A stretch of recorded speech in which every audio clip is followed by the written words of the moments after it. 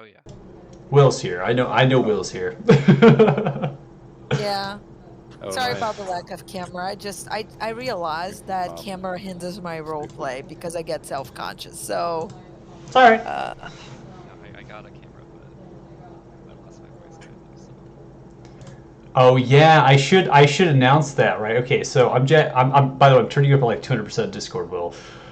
So you have lost your voice. Is this I mean, it's coming back, okay? but Well, easy with it, easy as she goes. Um, okay, so where we're at, because obviously we did play last week. So where we're at right now, you all have kind of tunneled you've traveled through a tunneled area into the Harak mine. You have made way for a good distance. You're kind of unsure as far as how much time has really kind of passed by, right? Given that you actually headed into this area in the night.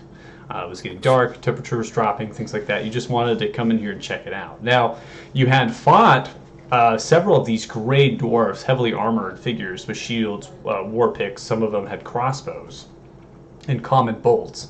And you had kind of defeated them and then began to move forward. Um, I also believe that one of them is captured at the present moment and is currently tied up back in the area you were once. So we've come after traveling for a time into the Frostfur Mountains, the northern Frostfur Mountains. On the trail of this tunnel, you imagine the footprints and the boot prints and things that they've come from this, and we have came into a rather interesting area where they have built a war camp of some kind upon a large outcropping of rock, right? So it's this big piece of rock with two land bridges, one on this end, one on the other. And then the cavern itself is domed and comes down on either side and just disappears into the darkness. And so the light you're getting is lava flats. It's this bubblingness of the lava and the different rock that's heating up from some sort of geothermal thing happening here.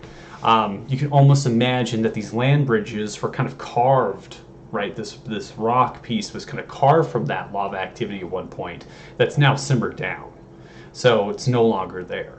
And they've taken advantage of this. They've decided to put this camp here.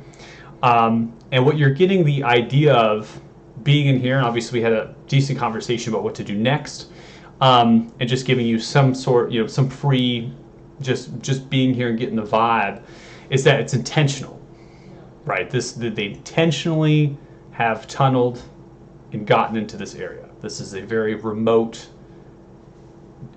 area that does not seem like someone could just readily come here, right? So it seems a very intentionally placed, especially with the structures they've put up, and the lights and the different green dancing lights, them all wearing armor and weapons and all of that.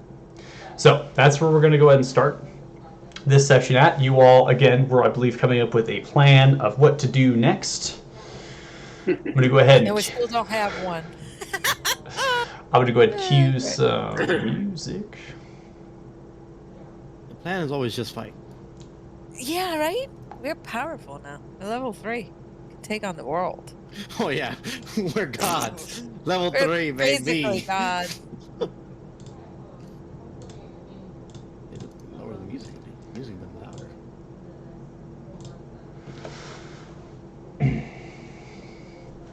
Okay. So what are we doing, y'all? Because I'm still about climbing down and going around. The fastest path is forward, as they say. Yeah. I can Meftet can understand your gusto in suggesting that we more or less attack this problem head on. But he will mention out loud that as we have the element of surprise and a captive, it would feel like squandering that advantage by simply charging in headlong. No, yeah, I agree. Right. Hell yeah thinks that you should probably cause a distraction. That's what she would say. Done.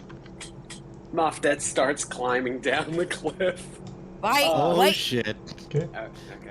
Wait. I mean, that was my plan. I was gonna fight him. I was gonna follow him. Right. Don't just go around like that, like without us having some sort of plan, like even I think- smallest one. I believe we should climb around Right. and climb back up. Hit them from the back. Sure. It's a Yeah. simple flank maneuver. It'll I take a while, feel. but we can do I it. feel. And if So- any of you are uncomfortable climbing, you can get on my back. I'm able to I'm carry good. at least one person. I'm good. So I feel a tingling. So maybe and Zephyr will show on his rapier on the hilt there's like this inscribed rune that you don't know how it got there. And then on the armor itself there's another one. So I think I got those to work. Finally, took me a while, but I think I got here. If I did, then I have a little bit more things on my arsenal that I can use later on, you know?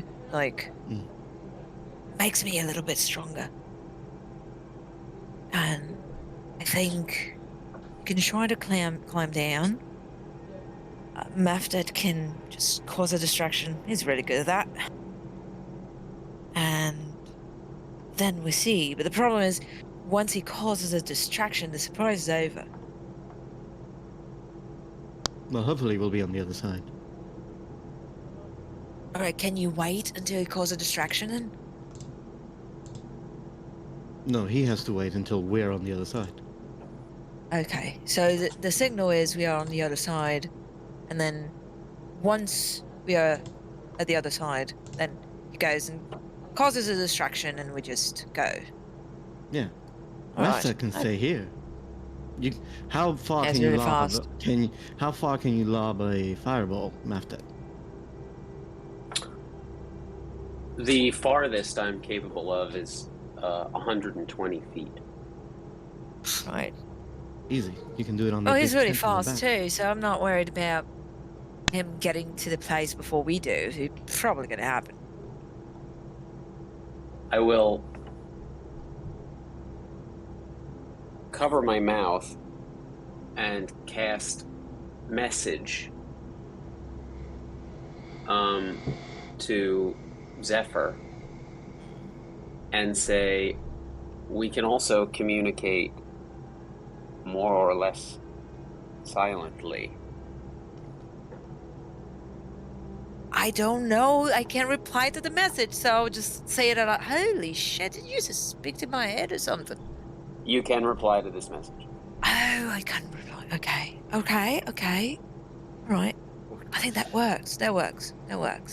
Can do that. If you'd like So- to communicate over some large distance, 120 feet, that you're safely to the other side and you are ready for a distraction. Can I ask though about getting to the other side? Is the goal only to gain a flanking surprise, or is it to cause a distraction in one place and free the prisoner in another place without ever engaging? Well, I don't believe not engaging is possible. There are too many of them, Right. and one of them will spot us at some point. So it's I best to get agree. a surprise. And also There's no leaving way- one of There's them. no way to do this stealthily. Right, and also leaving one of them behind. Just gonna make them go back to their leader and call for reinforcements. Exactly.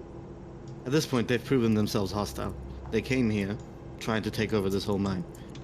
I feel no sympathy. So, I believe we should rescue this person. If it comes to a fight, we fight. And then, once this is done, then we have to, figure out what lies beyond this, like connection to the wall. I'm not sure if we even should get involved with this, but I don't know. I feel like there's something bigger here at play. So, yep, maybe later we can do that. I do have a single added suggestion, which is I have just recently unlocked a type of interaction between myself and the weave, which permits me to make someone invisible. Mm. I can, I believe, make 2 people invisible. Well, Now it may only last for An hour, I think. I think it's an hour. 1 hour. But I do think it would allow us to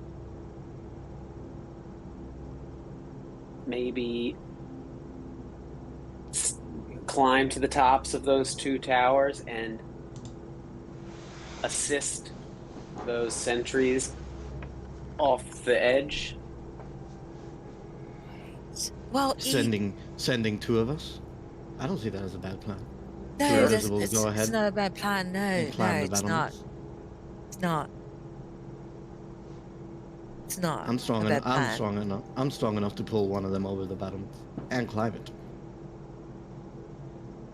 I'm not necessarily strong enough as you are. You're pretty beefy, but I'm not shabby myself. But it's not a bad idea, even if it's not just to push them over the edge, but also Because- to try to get to a position of advantage and try Because to be honest, the biggest chokehold is those battlements. Once we Right. get past Right. that, it's a free camp. right. Yep. So if we can send 2 there, pull them over, take over the battlements, the camp is free, and we do what we want. I have a question about the spell message.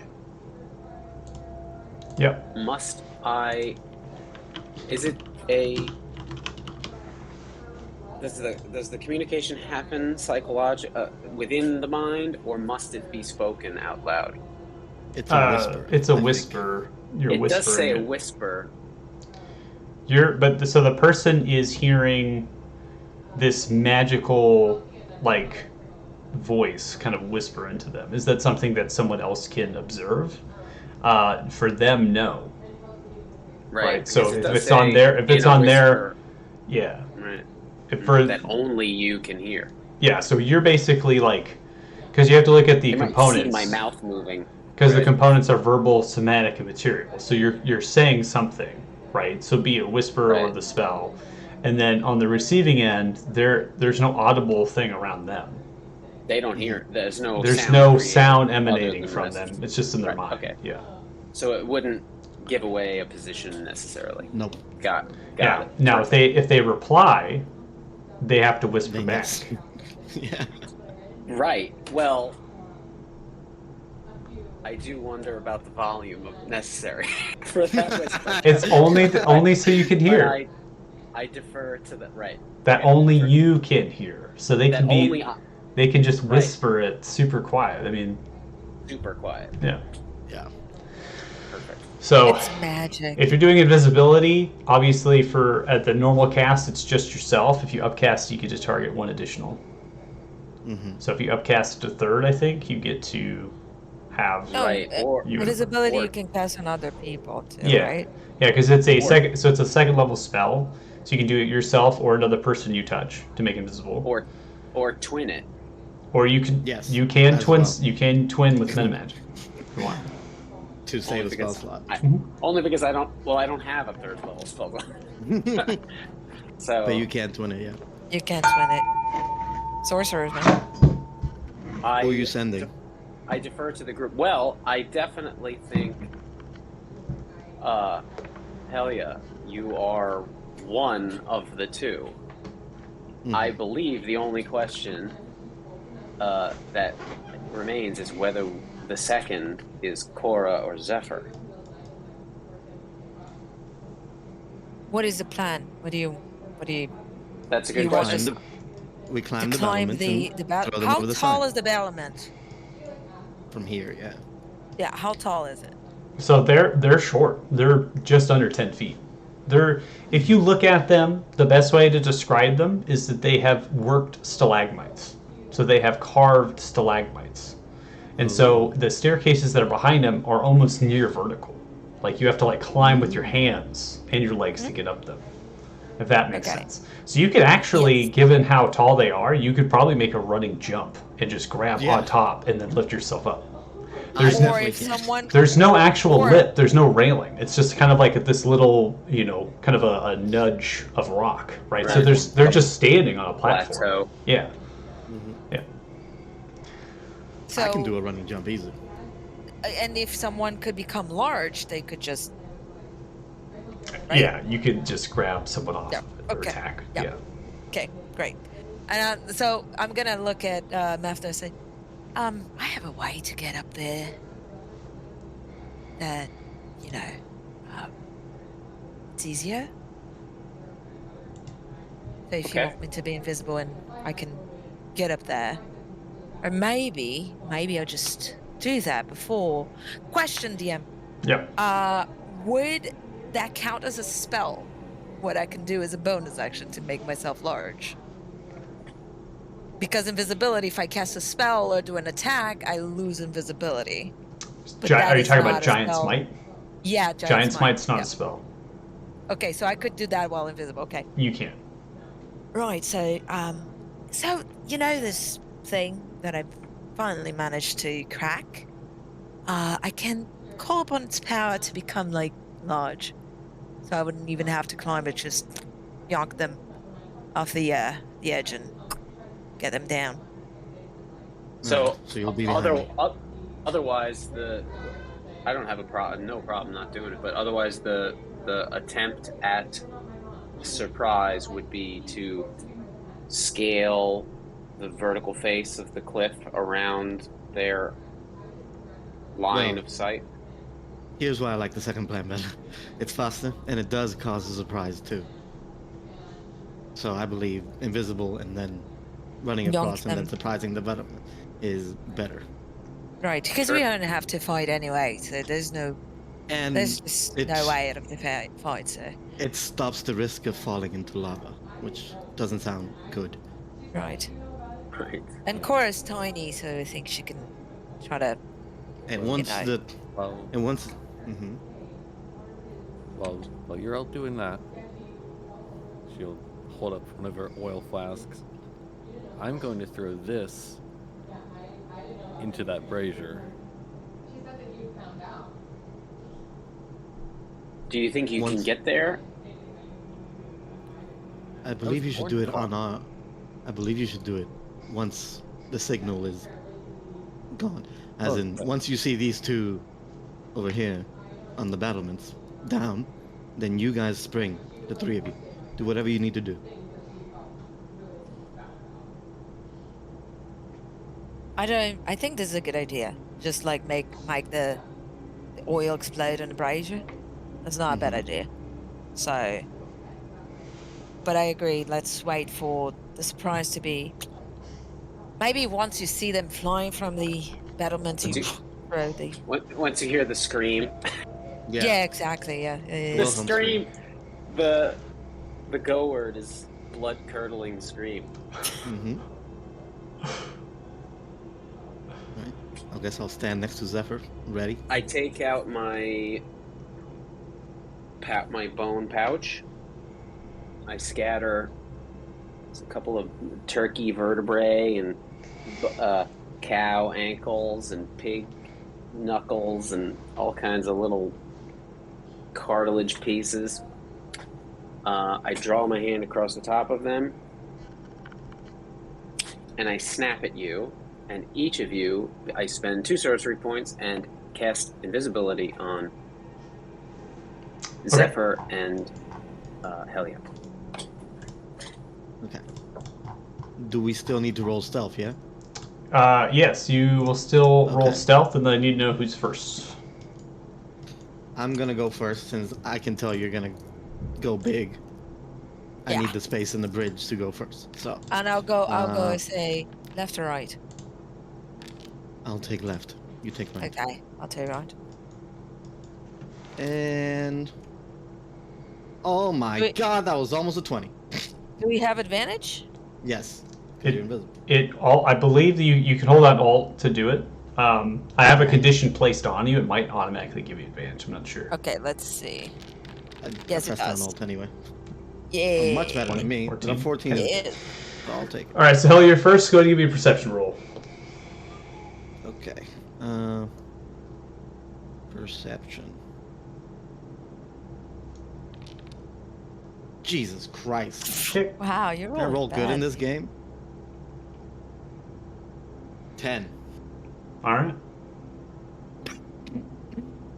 Love that. And I'm going to move my 30 feet forward. Okay. I guess we can do it by turn, me and her. So it's up to how you want to move. All right. I'll just move. I'll just keep moving forward. Yeah, I don't know why I'm the only once one on this Helia, bridge. We should once probably begin at the Helia, same time. Yeah, you can Yeah, but literally it's move at single the same time. file. If you want. right? It's single file though. All right. but- Hell yeah. Mm-hmm.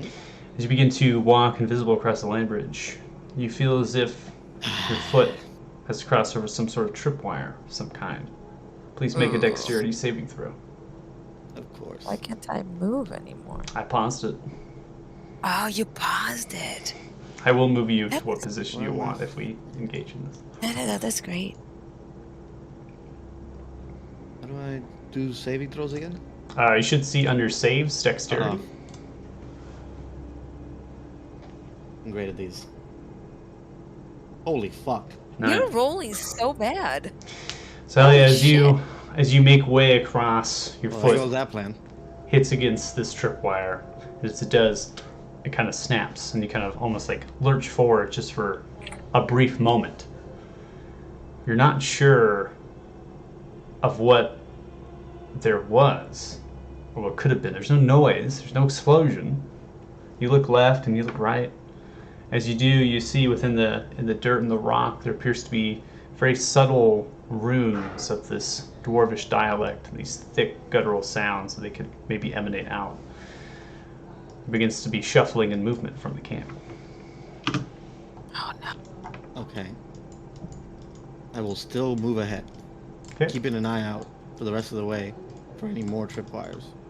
You're still invisible, and as you come, you begin to hear shouting from the camp as they begin to yell outwards. And they begin to point outwards. You see those with the crossbows are now looking and scanning. Is it too late for the rest of us to hide? You can roll stealth if you want. We're I'm gonna not move. initiatives yet. They have not perceived these two characters.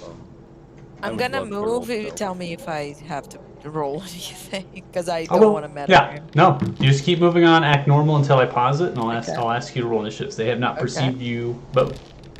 Going off your previous stealth rolls, and that you are invisible. Obviously, they have disadvantage, and again, they're using off of sight, which means it pretty much disqualifies them in seeing you. The end result here is that there is individuals on the backside of the camp as you're kind of moving up to the structures. These 9 to 10 feet carved out stalagmite towers that they have, and these two with the crossbows as they're kind of swiveling and talking to each other, almost as if they're trying to have a conversation about what they see. Right? You're just kind of looking at them, pointing. They're not able to see anything out past very clearly now.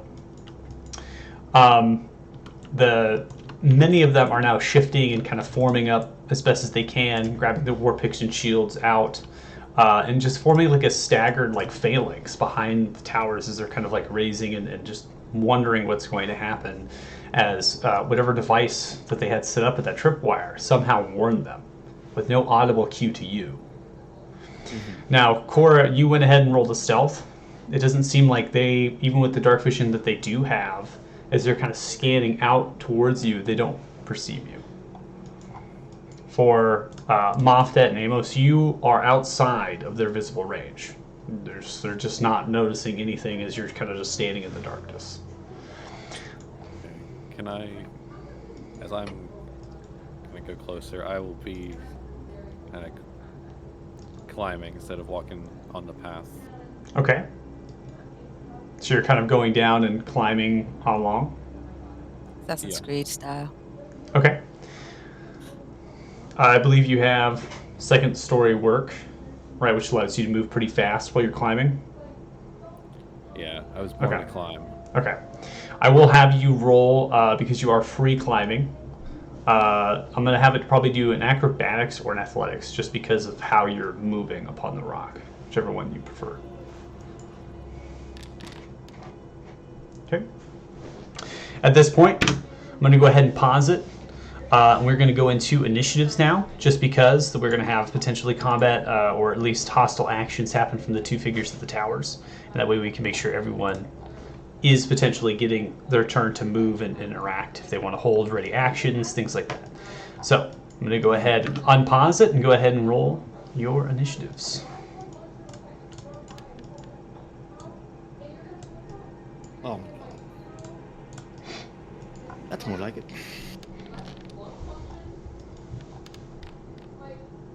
Man, I stay a week without playing and I forget what my initiative is. I'm so sorry.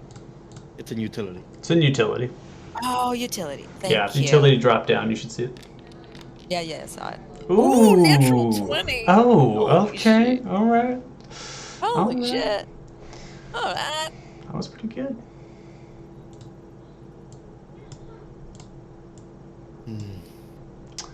All right, so we're going to go ahead and get this initiative started here. Zephyr, round one. Okay. You're up Bonus first. action. Okay, I'm gonna move to the edge.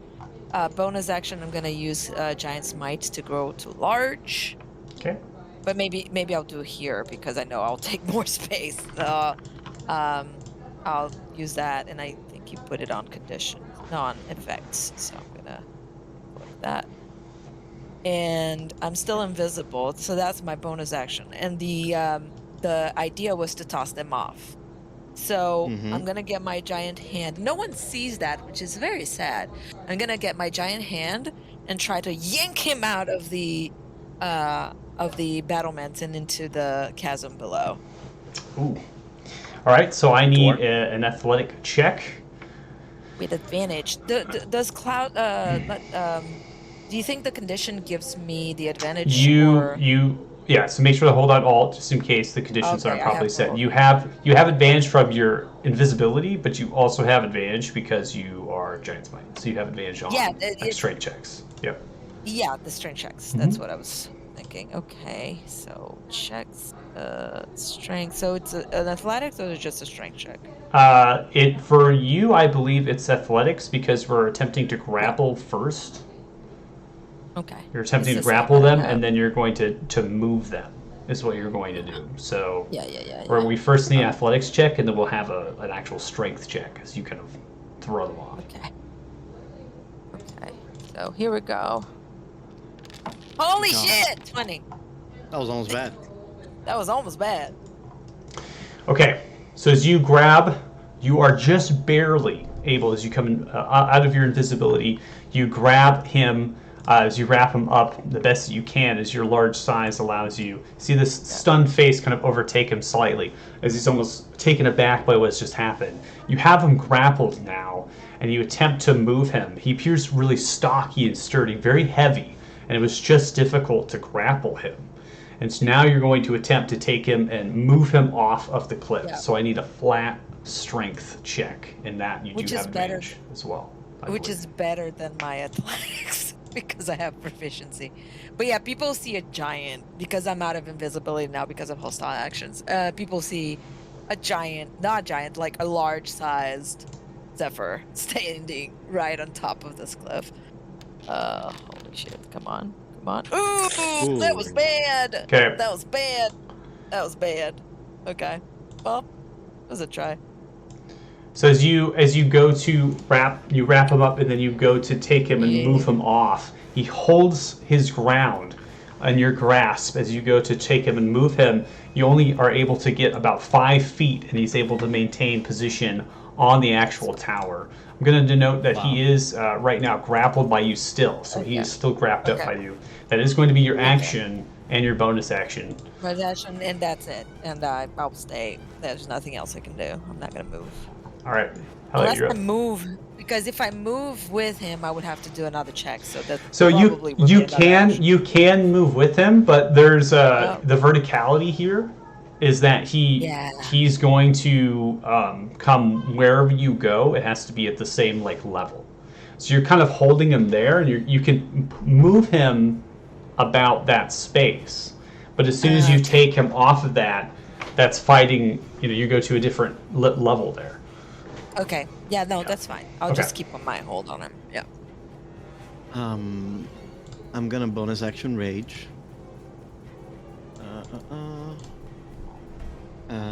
And then I'm going to just vertical jump up here with an athletics check. What's your strength? Yeah. My strength is 17. Combined with your strength and your movement speed, you can just get up there without a check. Oh, perfection. Then I'll get up there, and I will grab this guy and judo flip him to the chasm below. Okay, you're gonna try the chasm as well. All right. So we're gonna go through. Thing. Yeah, we're gonna go through the same set of rules here. Hopefully, she will succeed where I failed. The name of this episode is Dwarf Tossing. Dwarf Tossing.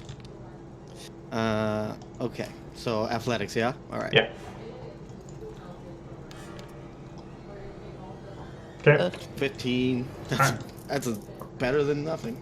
Okay. So as you come out of invisibility, you grab and then you go in for this flip to just throw him off of this thing. You see, again, taken aback, it turns the crossbow over. This large and tall Zephyr is now standing about 12 to 13 feet. Just kind of this large figure. So you're grabbing at the backside. Now he turns as he's grappled and begins to kind of shove the crossbow. Go ahead and make a strength check to take him off. Come on. Just a pure strength, yeah? Okay. Pure strength check. Come on. Yay! Thank you. 21. All right. Well, you would have been successful no matter if you not rolled 2 natural ones. So, as you take, he's holding the crossbow out. He kind of thumbs around with the best that he can, and you take advantage, kind of hitting the crossbow down, grabbing at the chest, and just chucking off on your backside. As you do, you hear this small scream as he disappears out of sight, and is still falling. So he's still falling right now. So you all see him just falling. You imagine that maybe it's going to take, given rules of DMG, it's going to take 2 turns. Oh god. Then we hear. Yeah. Oh man. One of us succeeded. Falling speed. And I'm going to. This is a staircase that you said just go straight up, right? I'm gonna just stand there, waiting for these guys to come up if they see me. But yeah, I'm gonna stand actually here, and then that's my turn. Okay. Half the plan worked. All right, we come to one in the backside. This one is going to move up 20 feet and kind of shoulders into the next one, and is actually going to take the dodge action as they raise the shield up next to their friend. All right, Amos. You hear the scream, and you see the body of a great dwarf, the shadows, falling. Alright, well this was never what Amos wanted to do, but it's happening. So, as a bonus action, he will cast Sanctuary on himself. Okay. And then he will dash and run forward. So 60. Okay. That's it. All right. Corey, you're up next. With a 17 acrobatics, do I feel... Would it be possible to move at dash speed along this, or... Yeah, no, you, as I believe second story work, you don't have any sort of issues climbing at a normal speed. So, constitutes that with dash. You can move. Alright, I will... Well, I guess it doesn't matter, because I'm not going to really do anything that's not an action. Or, well, I guess I'm going to use my bonus action to dash, and then I'll get my ruler out.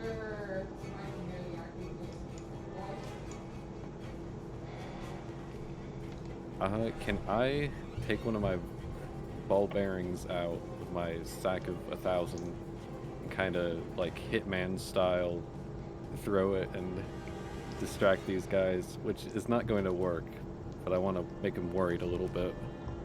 So you want to take a ball bearing and throw it to cause audible, or just the sight of the little bearing?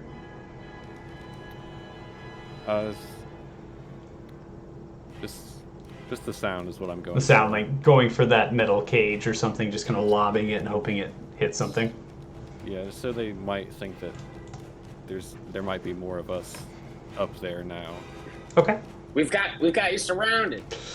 Go ahead, and I will just have you do a flat dexterity check then.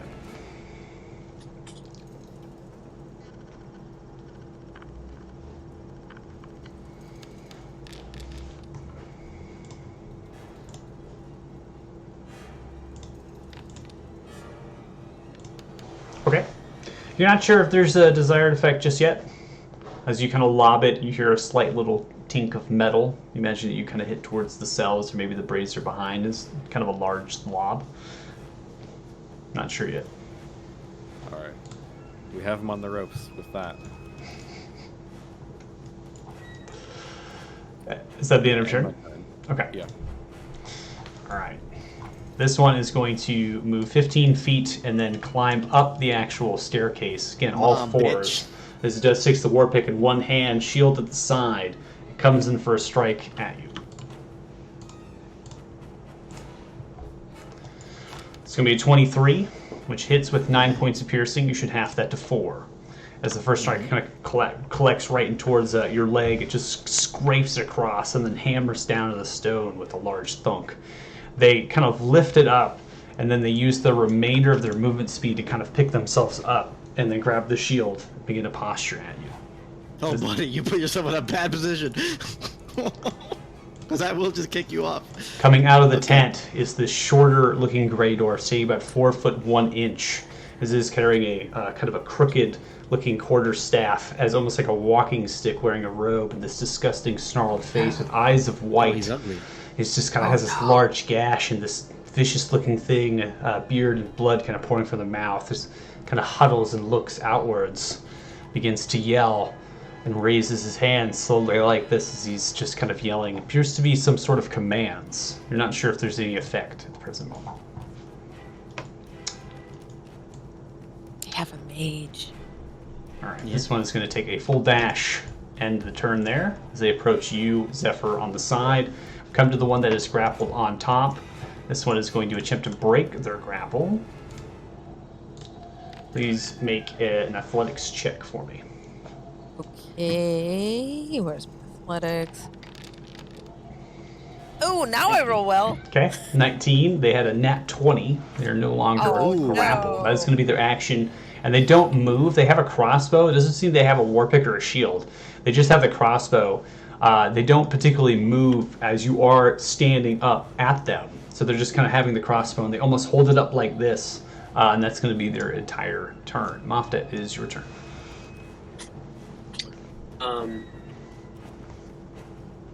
I'm gonna cast. I'm gonna move forward 10 or 20 feet and cast Firebolt at this gentleman. Okay. 24 is going to hit. You do 9 points of fire damage as it lands in the left shoulder with a large splash. Kind of bounces off with different sparks and fire upon the steel kind of armor of the shoulder, the pauldron. He blows out the flame on his fingertip and moves another 10 feet. That's it. Okay.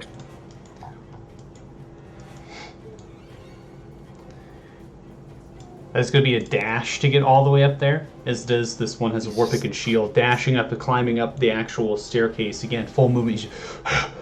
He's kind of breathing hard right in your face, Zephyr. That's going to be the end of its turn. We come to one of the elements. This one's going to move 25 feet. Take the dodge action. What's up? Getting nervous. I was gonna use something because I can't do it. So I might. No, but they're like, they're like 4 of them. We're basically I gods. can only try with one. No, I can only try. I was joking, but I have something that I could do as a reaction, but I can only do to 1. So that is kind of like. It's better than 0. You want to use your stone rune? Yes, I do. Okay. I want to use my stone rune. On Which the one of them? on the tower that just ended this one? Yeah, which one looks more dangerous? Well, they all wearing similar armor and shields. They look like soldiers, so they all are wearing similar things. I mean, as far as dangerous goes, you can assume that all of them are equally dangerous. The one with the crossbow, which is the original target here, that one does not look dangerous at the present moment. They do not have a melee weapon at all. Okay. So they're kind of raising the crossbow to do the best they can. Okay, so yeah, I'm gonna tap the rune and like get my hands across and activate the magic on the hilt of my weapon to, as a reaction, do stone rune to try and incapacitate them. Okay, and then do you know what do you remember what your DC is? Yes, it's not high, but It's not high. What is the number? 12. 12? Okay. Yes. All right, they got a 9. They are indeed under your effects of the stone rune. So as you kind of activate the room, this glow comes about, almost in this ethereal trance as they become into this dreamy stupor. I'm going to go ahead and mark them with an incapacitated condition here. There's like a cloud around their eyes, and they seem like to wobble a little bit. Yeah, they're kind of like this, and their eyes are almost like purple, like they've just been hit by some sort of trance gas. Yeah. They're just kind of bouncing left and right, swiveling. Okay, so this one is going to end its turn there with a movement, and then its action as its dodge as it does, it picks up its shield. Helia doesn't seem to pay too much attention with you above it. It's just kind of forming almost like a phalanx at the front, not trying to let anybody come through between the towers. So we end that one's turn. This one is going to take 10 feet and stay towards the back. As they do, they kind of pull out a javelin and seem to ready an action of some kind. That's going to be the end of their turn. We come to another one that flies out of the tent. That tent particularly, she kind of pushes the flaps out, grabs a war pick, does not have a shield. Very quick to grab whatever weapon they could, and they're holding it outwards. Kind of confusion among us. They're kind of just now scanning. They're actually going to try to perceive as their skill and their action here is they're just not relevant at all to what's. They don't know what's happening here, so they're just kind of looking around and scoping the field as best as they can. We're going to come to the top of round 2. Zephyr, you're up. Okay. This one is dreaming, and so I'm gonna try to pick them off, but I'm gonna leave the crossbow guy for last. I'm gonna get this guy here. That Mefted attacked, and I'm gonna do a rapier attack on him. Okay. So we're gonna test the d6 because I might have to roll it separately, right? Because we don't know if the condition will apply. But I believe we tested it. I do. Yeah, I think it did. I think we 18. did. It's there. There you go. All right, 17 points of damage as you do kind of raise upwards and you slice the rapier. Again, the rapier grows with you, okay? So it's pretty large. As you do kind of raises the shield up, the rapier just slices through the steel shield directly into the center of the chest and goes all the way through this Grey Dwarf, and you pull it up. Grey Dwarf just crumples down, appears to be dead. Okay, I'm gonna just take oops, I'm targeting myself. That's not what I wanted to do. I'm gonna just take a little step here. No, wait, because that would get me out of range of this guy. So, no, not the crossbow. Not the crossbow one? Does not have a melee. Would it? Oh no, yeah, that's true. I'm gonna step here and action surge and try to get this guy Okay. because let's pick them off while we can. Ooh, 16. All right, 16 does hit, so you do a total of 16 points of damage as you kind of slide the rapier through on the left side. Again, this one had taken not the. I think I specified the dodge, but I might have misspoke. This one actually was going to attempt to help the one on the right. So I didn't have you roll disadvantage. So it comes with the rapier on the right side, kind of slides into the ribs. You just pull it out. Kind of begins to hold it with the war pick hand, and it just shuffles itself to look at you. Okay, so did I hit? No, I have to roll again.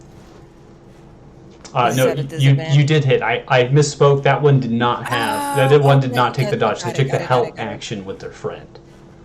Let me. I now I see where I take, because I was wondering where. Okay, I was wondering where my stuff was. So Giant's Might is here. Action Surge. Let me use everything because otherwise I'm gonna. And I use Cloud Rune. Okay. That's my turn. Really. Yeah. Okay. You, I believe you used. Let's see. Was it the Cloud Rune? I think you used the. I used the Cloud Rune, and I used the Stone Rune. Wait. I'm getting confused. Yes, sorry, the Stone Rune. Okay. Sorry, how do I put it back? Well, you can just. You can change it to 1 out of 1 in your character sheet. I can change it real quick for you while we're going through turns. Okay. So don't worry about it. Okay. Don't worry about it. We're Okay. good. Is that the end of your turn? Yes, it is. Sorry about that. No, you're good. Hell, you're up. I'm gonna Spartan kick this dude off the ledge. Madness. Yeah, it is madness. This ain't Sparta because we're not there, but okay.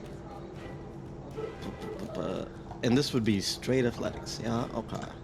Just to get him. Yeah, you're doing a shove, is what you're doing. Essentially, yeah. Yeah. 23. All right. So you successfully drop kick them off as you shove them 5 feet. They go ahead and hit the ground here, kind of toward the edge where this rock outcropping goes to the actual edge of the cliff, and they kind of fall back on their back. As they do, they kind of grab and pick themselves up, saving themselves barely from falling off of that ledge. And roll damage. They do take fall damage.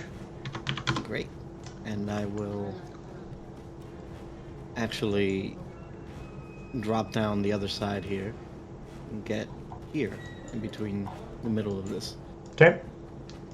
And you tell me if I take damage or if my movement is good enough for that to climb down.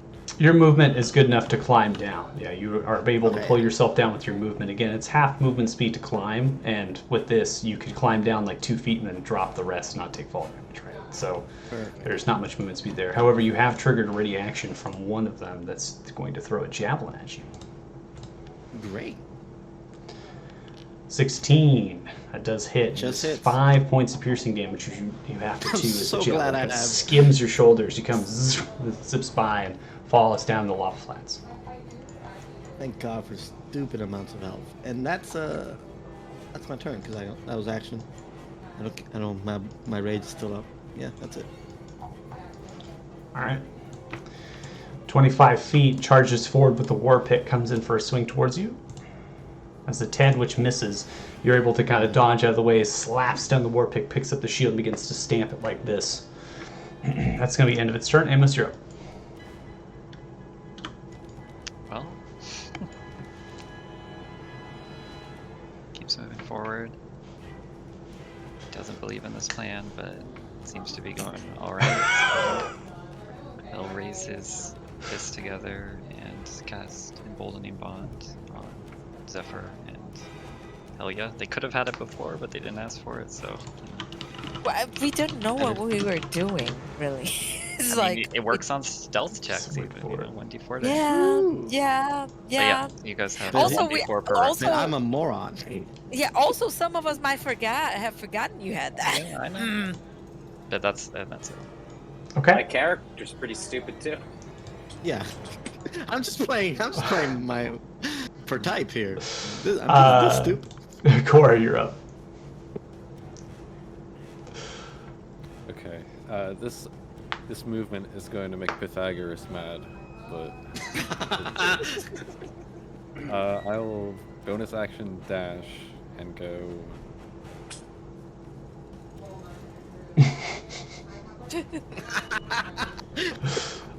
It's fine.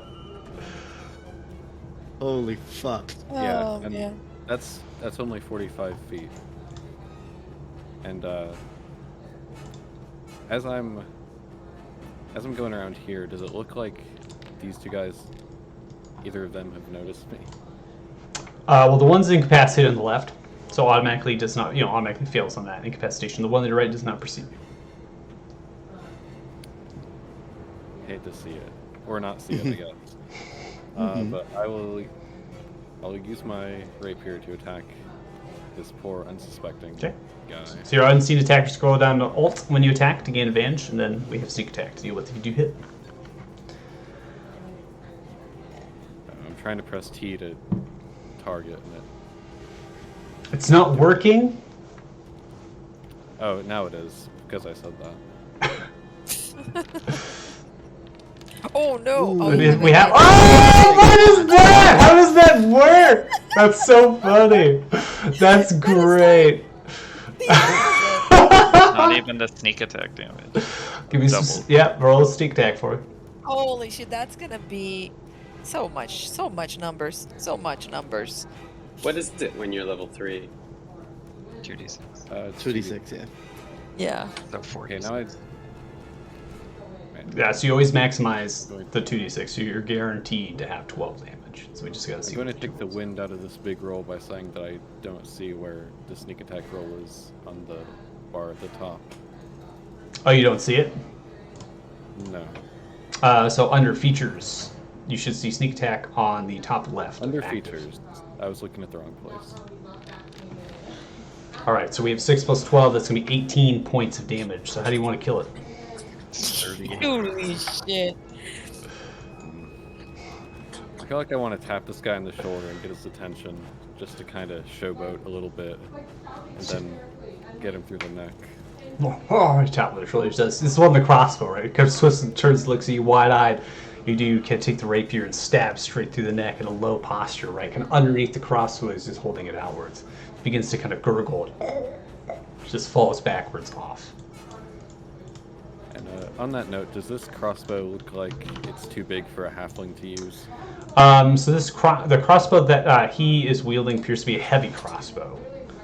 It is for a dwarf, which, I mean, you can imagine is relatively... It's not small size, but dwarves are smaller. So you could use it, but you are a rogue, and that is a heavy crossbow. Alright. Well, I won't pick it up then. Okay. And I'll end my turn. All right, we come to the one at the bottom of the ledge. They kind of scoot past as they're taking and moving through difficult terrain. So it's 20 feet through here. So they're kind of shuffling at the edge of this different stalagmite structure that they've created. So it's 20 feet there, 25 remainder. That's going to be the end of their turn as they seem relatively winded. As you hear a large guttural pushing of air coming from around their hilya. We now come to this cruel-looking figure with the robe and this quarterstaff. It is going to move 25 feet outwards. I'm going to see range. No, not quite yet. So they're going to continue to hold their staff there, mutter some things, and not take anything else after that. Moftet, you're up. I'm gonna move. You guys are making me nervous. I'm gonna move 20 feet. How far am I gonna move? I'm gonna move about. I'll move my full 30 feet to here. And I'm gonna cast Guiding Bolt on this guy. Okay. Who is harrying Helia.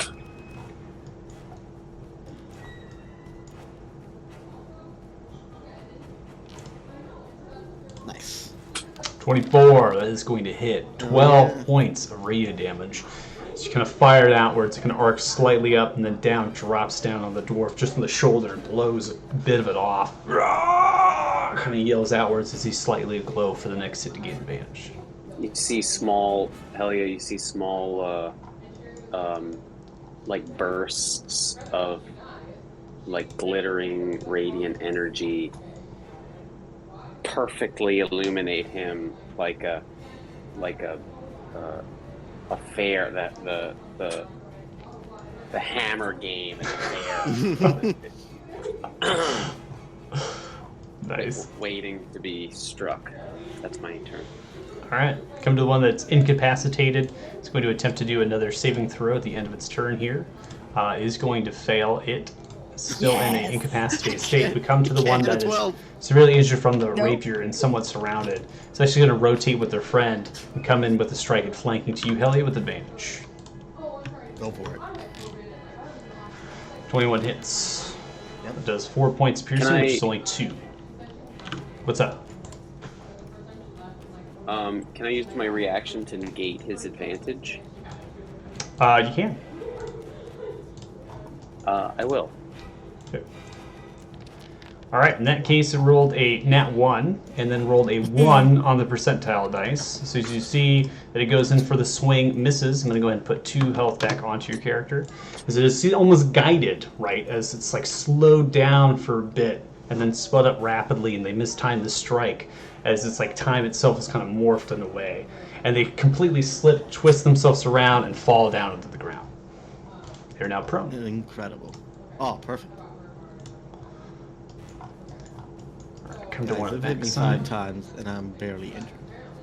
All right, that one's going to move its movement speed as it is quick to get up the actual staircase here. Comes up, grabs the javelin, and kind of looks for a target. Steers directly at Zephyr, this large towering figure. You can't miss. Goes in for a throw Can't with the miss. javelin. Look at his size. 20. It's going to hit. Deals 3 points of piercing damage. Goes straight into your shoulder. Again, you're big, so this is a little javelin. Kind of jabs in like a toothpick. Yeah. Going to be end of the turn there. This one is going to charge forward, move 25 feet. Not flanking against you, Helia, so it's going to be a regular swing of the war pick. Aim towards your right shoulder. That's going to be an 8, which you're able to dodge out of the way. It misses. We come to the top of round 3. Zephyr, you're up. Okay. This guy is sleeping. I'm gonna look at Cora and nudge, like nudge to my head to him. It's like, he's not moving.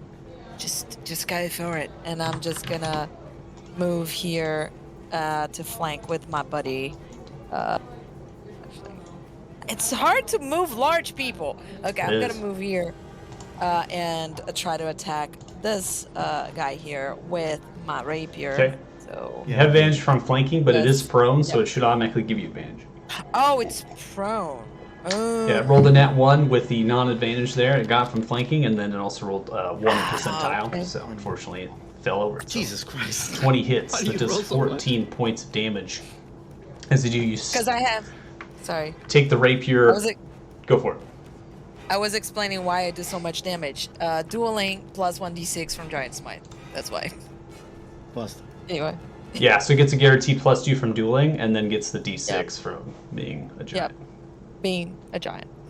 So takes the rapier, you twist it around, come for like a top-down grab with one hand, just gonna stab, directly impaling them into the earth. And they're dead. Then I'm gonna close the gap. Try to like not step on them. Just have some dignity. And my feet are really big right now, so I'm gonna like open my legs so I can step around their body and move over here to help my buddy. And that's my turn. Okay. All right, Helia, you're up. All right. I'm gonna attack this guy in front of me, right here. All right. Target. Will this add my d6 for Divine Fury? Let us see. Let us see. I don't know. I'm going to great sword. Oh yeah, Oh, you yeah. have advantage. It You have does advantage. automatically. Yeah. It was an 18 and a 5. Oh, okay. That's 2d6. It's missing a d6, so yeah, we have to do that later. But let me add that. Yeah, go ahead and roll it. Isn't this foundry so great that we don't have to worry about things like that? It's great. Oh, So that's 17. Yeah, so I think Divine Fury is the first, like the first creature you strike. How is that? Let me read it again because it's been a long time. I've never Yeah. actually had a path of Zealot. Yeah, it's the first attack. Yeah, so the first creature you hit on each of You your strike, turns with a yeah. weapon attack takes extra damage. So you should have been getting that. So D6 plus half your barbarian level is how much it does, either necrotic or radiant. You choose the damage type. So you're doing radiant damage. So we have It's rounded down, so 1. so yeah 1d6 so plus 1. yeah so we have 6 points of radiant damage. Dishing out with that. I don't think there's really a way to put that onto your weapon, so we could just make that like a feature you click, so it just rolls the dice at least. Yeah. So with that, you do 6 points of radiant damage, kind of channeling with the great source. You kind of lights up a little bit. And you see this kind of halo effect pushing behind the blade as you swing with the strike, somewhat guided, as you do come directly down the shoulder, going into the chest cavity area, and they begin to kind of groan wildly and cease to be alive. All right. I will stand on top of the corpse and face this guy. And that is my turn. All right, Amos. Well, I mean, basically got it all cleaned up, right? Yeah, we had no even use for the D4s. I know, nobody's even bothering to roll them, so No, it's because I keep on thinking it will roll automatically. It doesn't. I have to remember that we roll that. But we haven't needed it No, either it's- so far. well, I mean, Amos really wants to get these prisoners, so Yeah, run on by. Question to you, Will. It's only it's attacks, saves, and checks, right? ability checks, yeah, Ability checks. but And once ability. per turn. So you Once get per to- turn. Yep. Okay. So it's like bless, but you can also use it on ability checks. Okay. Great. And lasts 10 minutes. All right, well, he'll move up there and he'll outstretch a hand towards He looks like the penguin to me. Penguin dwarf over there. And he will cast Calm Emotion. And say, Ooh. You don't need to fight us. Don't worry. So he needs to make a charisma saving throw. Okay. And the DC? 14. They roll a 20 with their charisma throw. Well, there you go. So you go to reach to calm the mind. They're almost like they're blind, right? And so you're holding out your hand and sending these soothe vibes as you mutter these words out. And they kind of, as they're looking, they just like snap and look at you, almost if they see your magic that you're casting. Oh, that's it. All right. It didn't work. It's all right. It's all right. You did good. We're Great. level 3. Our DCs are bad. 14's good. Does this? Oh, is there a 14? I thought it was 13. All right, Cora, it's your turn. Does this main guy appear to? Well, apparently he's blind, so I guess he doesn't see me. But is he aware of me? Can I tell? He looked to be looking left and right. Obviously, his scope of field was directly on the battlefield. He didn't look left or right outside of that field. Now he's snapped and located upon the magic that Amos has casted. So you're not sure if he's perceiving as far as sight goes. He might be doing a different sort of perception. Okay. But as far as sneak attacks go, do I know if I would get one if I made a ranged attack right now? You're not sure. He's out in the open, you're on the tower, and you just attack, so you're not hidden yet. You haven't rolled stealth, right, to hide yourself once more. You're not sure. Again, they're blind. It's tough to say. The one that is incapacitated, you would have advantage against. Yeah. In front of you. The one in front of you is incapacitated. They're like grabbing butterflies right now. They're like, Yep. I haven't decided if this character is the kind of person who would take advantage of that. I don't know. Hey, Flip a coin. Can I just kind of if I move here, can I reach this guy with a melee attack? Yes. Then I will. Well, first I'll bonus action hide, Okay. and then.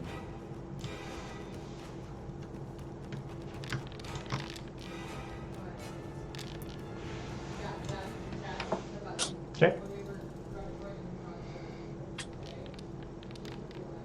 All right. 17 is going to hit 11 points of piercing damage. You drive your rapier down. This one did perceive you as they look up. Just right as you strike him with the rapier, they kind of look up and you stab it directly into the shoulder and you pull out. He is engaged within 5 feet, so you still have sneak attack.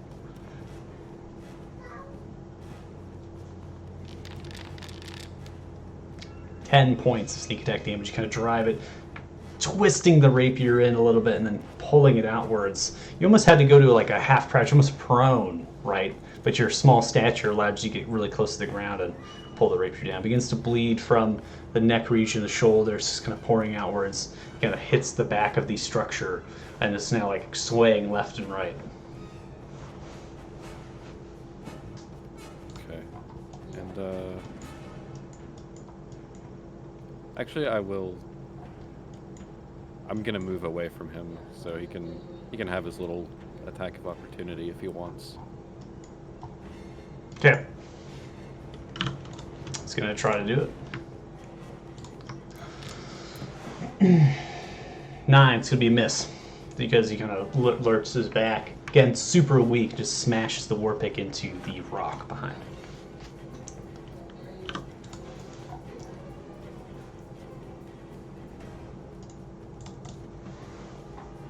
I'll move over here and end my turn. Okay, so you half-orc female come out of the darkness, grabbing the different chains, wearing miner's clothing similar to that of the male half-orc that you left with the captured Grey Dwarf. Help me! Please help me! Kind of looks out towards you from the bars. It's going to be the end of your turn there. This one wraps around, huffing and puffing. I'm going to go ahead and move that out of the way. And it's going to go ahead and strike towards you, Helia. There's going to be a 10, which misses. Breathing hard, rounds the corner, goes in for a sign. You kind of just duck out of the way of it and stomps it into the rock and uses his boot to kick himself off of it. It's going to be the end of that one's turn. We come to this creature. As it does, it's going to take 20 feet, just moving up with a slight run, and then pulls his hand outwards towards you, Amos, and appears to use some sort of ability upon you.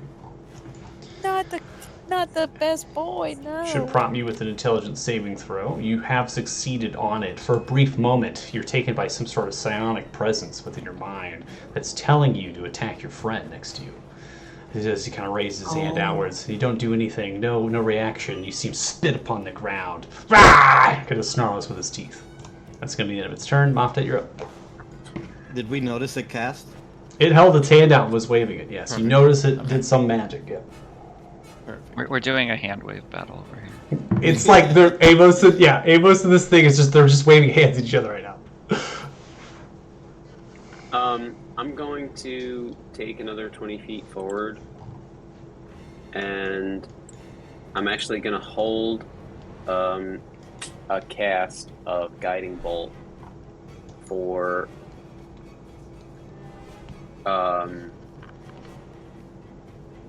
Cora's next melee attack. Okay. The trigger is Cora's melee attack, and the target is the target of Cora's melee attack. Okay. So whoever Cora attacks next, you're going to hold your spell for. The spell is Guiding Bolt. Okay. Alright. Gonna end your turn. We'll come to this one. It's incapacitated. Rolling a wisdom saving throw. They have failed again. Still incapacitated, chasing Jesus, the butterflies and the fairies. Whoa! Oh! We get to have different That's the guy we yelling keep and alive. things. Yeah, it's like a nice smell of grass, nice flowers, maybe some coffee smells. He's having a good time. He's having a good time. Zephyr, this one is going to have a war pick. Comes in for a strike towards you. 17 is going to hit. 6 points of piercing damage. Comes across almost your center chest, right? It just scrapes against the armor and kind of rakes back. They hold their shield up and get ready for you to swing at them. Come to one that's badly bleeding profusely. It's kind of crumpled. It's actually going to begin to waddle out towards you, Amos. And now you notice something strange. You do. His eyes are completely white now. There is no pupils or anything. It seems to be some sort of veins that are glowing with red. And he's just kind of moving, almost zombified at you. Elliot, go ahead and make your attack of opportunity. Can I make an attack of opportunity reckless to gain advantage? I don't believe there's any ruling on reckless attack. It just means you have disadvantage on your next. You have to do it on your turn, and then Do you? all attacks are. So, like, if you recklessly attacked on your turn, then attacks of opportunity are as well. Oh, okay. So not you can't do it out of turn. Got it. I don't think so. I'm pretty sure it's all attacks like that, man. so it just works for the turn. The whole All right. But Okay. not that I don't want you to hit. but I'll do a normal attack. I just want my D4 to matter. I might have to roll it. I want my Thirsty for that emboldening D4. bond to matter. All right, give me the Listen, D4. I'm gonna roll it because I probably need it. Here we go. 3, Yay! 17. That is going to hit. 10 matter. 10 points of damage as you do. This one does die, kind of crumples at your feet, Amos. As you do, it's kind of zombified. Great sword slices across in the back. You see that it's just sliced on the back, and for a split second, you're almost sure it's just going to keep coming at you, even though it's like life is just breathed out of itself. But then it just like falls and crumples and dies right in front of you. It's gonna be You're the end of its turn. traumatizing Amos. Round So 4. that's fine. Zephyr, you're up. It had to happen at some point. Yeah. I'm going to no, wow, barely injured. Good job. Hell yeah. I'm gonna attack this guy here. This is why I made this character. Holy shit, barely injured. Okay, rapier. Maybe I'll use your D4 now. Let's see. Yeah, maybe I will. See? 13. Let me roll a D4 because I have a D4. How do I do it again? I forgot. Let's roll. Just a. Or you can do the dice at the bottom. If you Yeah, just do the dice at the bottom. It's 1d4. Oh, okay. But okay. Wait. 'Cause I'm clicking too much. Okay. No. Wow. 14. Yep. That is not going to hit as you do take the rapier out. Again, shield is raised. Kind of glances and blows the shield back and puts it back in position. Kind of yells at you. Yeah. Okay. Yep. That's that. That, Alright. that. Yep. Okay. Hell, you're up. Okay, I'm gonna move past this guy. He can attack me. Rotates Fine. around. Comes in for a swing towards you. 6. It's going to be a miss. Perfect. And I'm going to reckless this guy. So advantage. Okay. Great sword. Great sword. Holy shit. 17 D4, you have is to going to roll. hit. It's fine. Oh, okay. Great. 13, and then go ahead and And- roll the yeah. extra. It's 1d6 plus 1. Mm-hmm.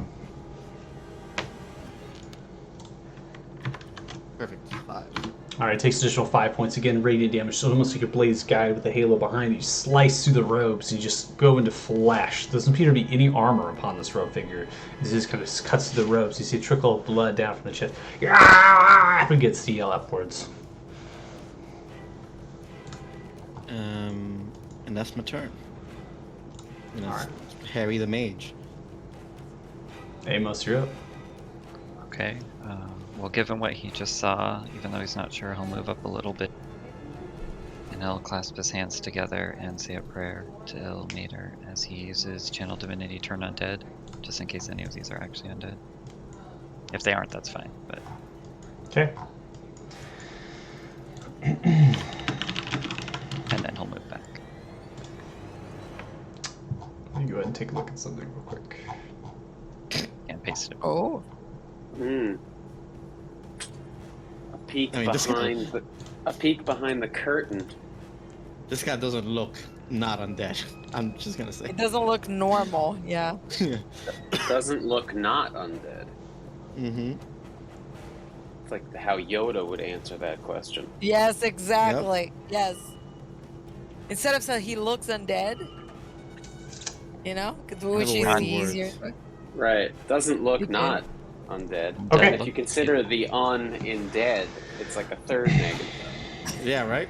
All right, so Amos, as you kind of come forward using your turn undead, you see it kind of snarl outwards towards you, and fear overcomes its face. Oh, it failed? Oh. It is undead. Holy shit. Good call.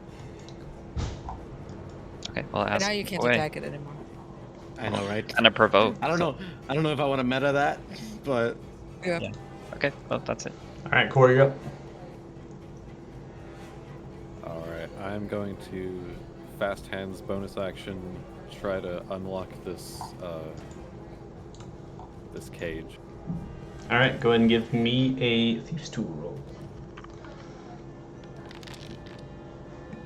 28. Basically, take your lockpick out, go at it, 2 seconds, unclicks. Call this a lock? Come on.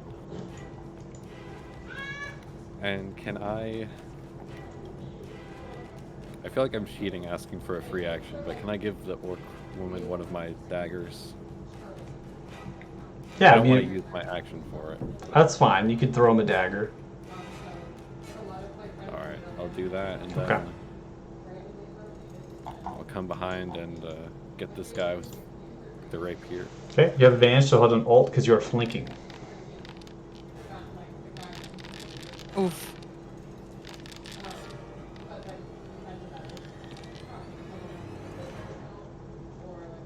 missed the guiding bolt. Okay. Well, you never know. This person's not wearing armor. So. All right, so the guiding bolt flies. That does not meet their AC with an 11, as it does. It's just a little too high because you've held you in the front, so you're kind of trying to lob it and just crashes to the left with a large explosion. 21 of the rapier is going to hit with 6 points of piercing damage, and you do 12 points along with the sneak attack. You drive the rapier at the backside, you pull it out. The blood appears to be black now that you're closer up to it. It's kind of sludge-like, like tar. Creature is still alive. Okay. I say you, and then my turn.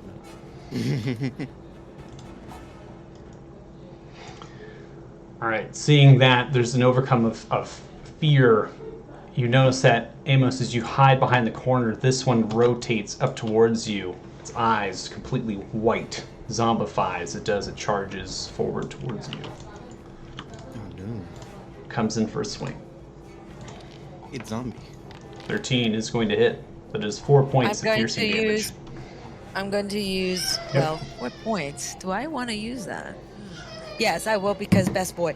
I'm going to use my reaction to activate the rune on my armor and redirect that attack to the zombie guy with Cloud Rune. Okay, so you, let's see here. Yeah, they are Choose exactly a different within 30 creature feet. within 30 Yeah. feet of you other than the tanker. The chosen creature becomes the... So you have to direct it to someone, but not the attacker. Yep. So you're So I'm directing redirecting... to this guy. So you're redirecting to the one up The that's mage. incapacitated? No, the mage guy. It doesn't have to be right next to the other, because the cloud deviates the damage magically to whoever is within 30 feet of me. Because it says here. Yeah, it's Let me roll. how are we going to RP that? Does magic? I have an idea. It's Magic void of says- range. Yeah, it's void of range. I mean, that's tough. That's tough to RP that. Let's say you see the war pick come out towards you, Amos. As you do see, you The kind of see. cloud, because it's like a giant's might, removes the hammer from the guy's hand and tosses it towards the mage All right. with the strength of wind that is so strong because it's a giant's magic Mhm. that it tosses it and then brings it back like a boomerang. There. All right, there we go. We got it. You see, as it comes swinging around like a boomerang, claps into this robed figure, again bleeding with this black tar. It hits in the side of the head and falls over, toppled down, dead. You have no idea And how I'm- bullshit we RP. Yeah. Yeah. As in the end of that Oops, creature's let turn. me target. Let me target so I can undo my cloud runes. Oh, I'm not. expend the slot. Yeah. Sure. Yeah, exactly. All right, Mothdet, you're up. I'm gonna cast. This looks pretty well handled, actually. I'm gonna attack. Is that amazing? Yes. I'm gonna. Sorry, gonna happen. I'm gonna run to here Okay. and attack. You see Muftet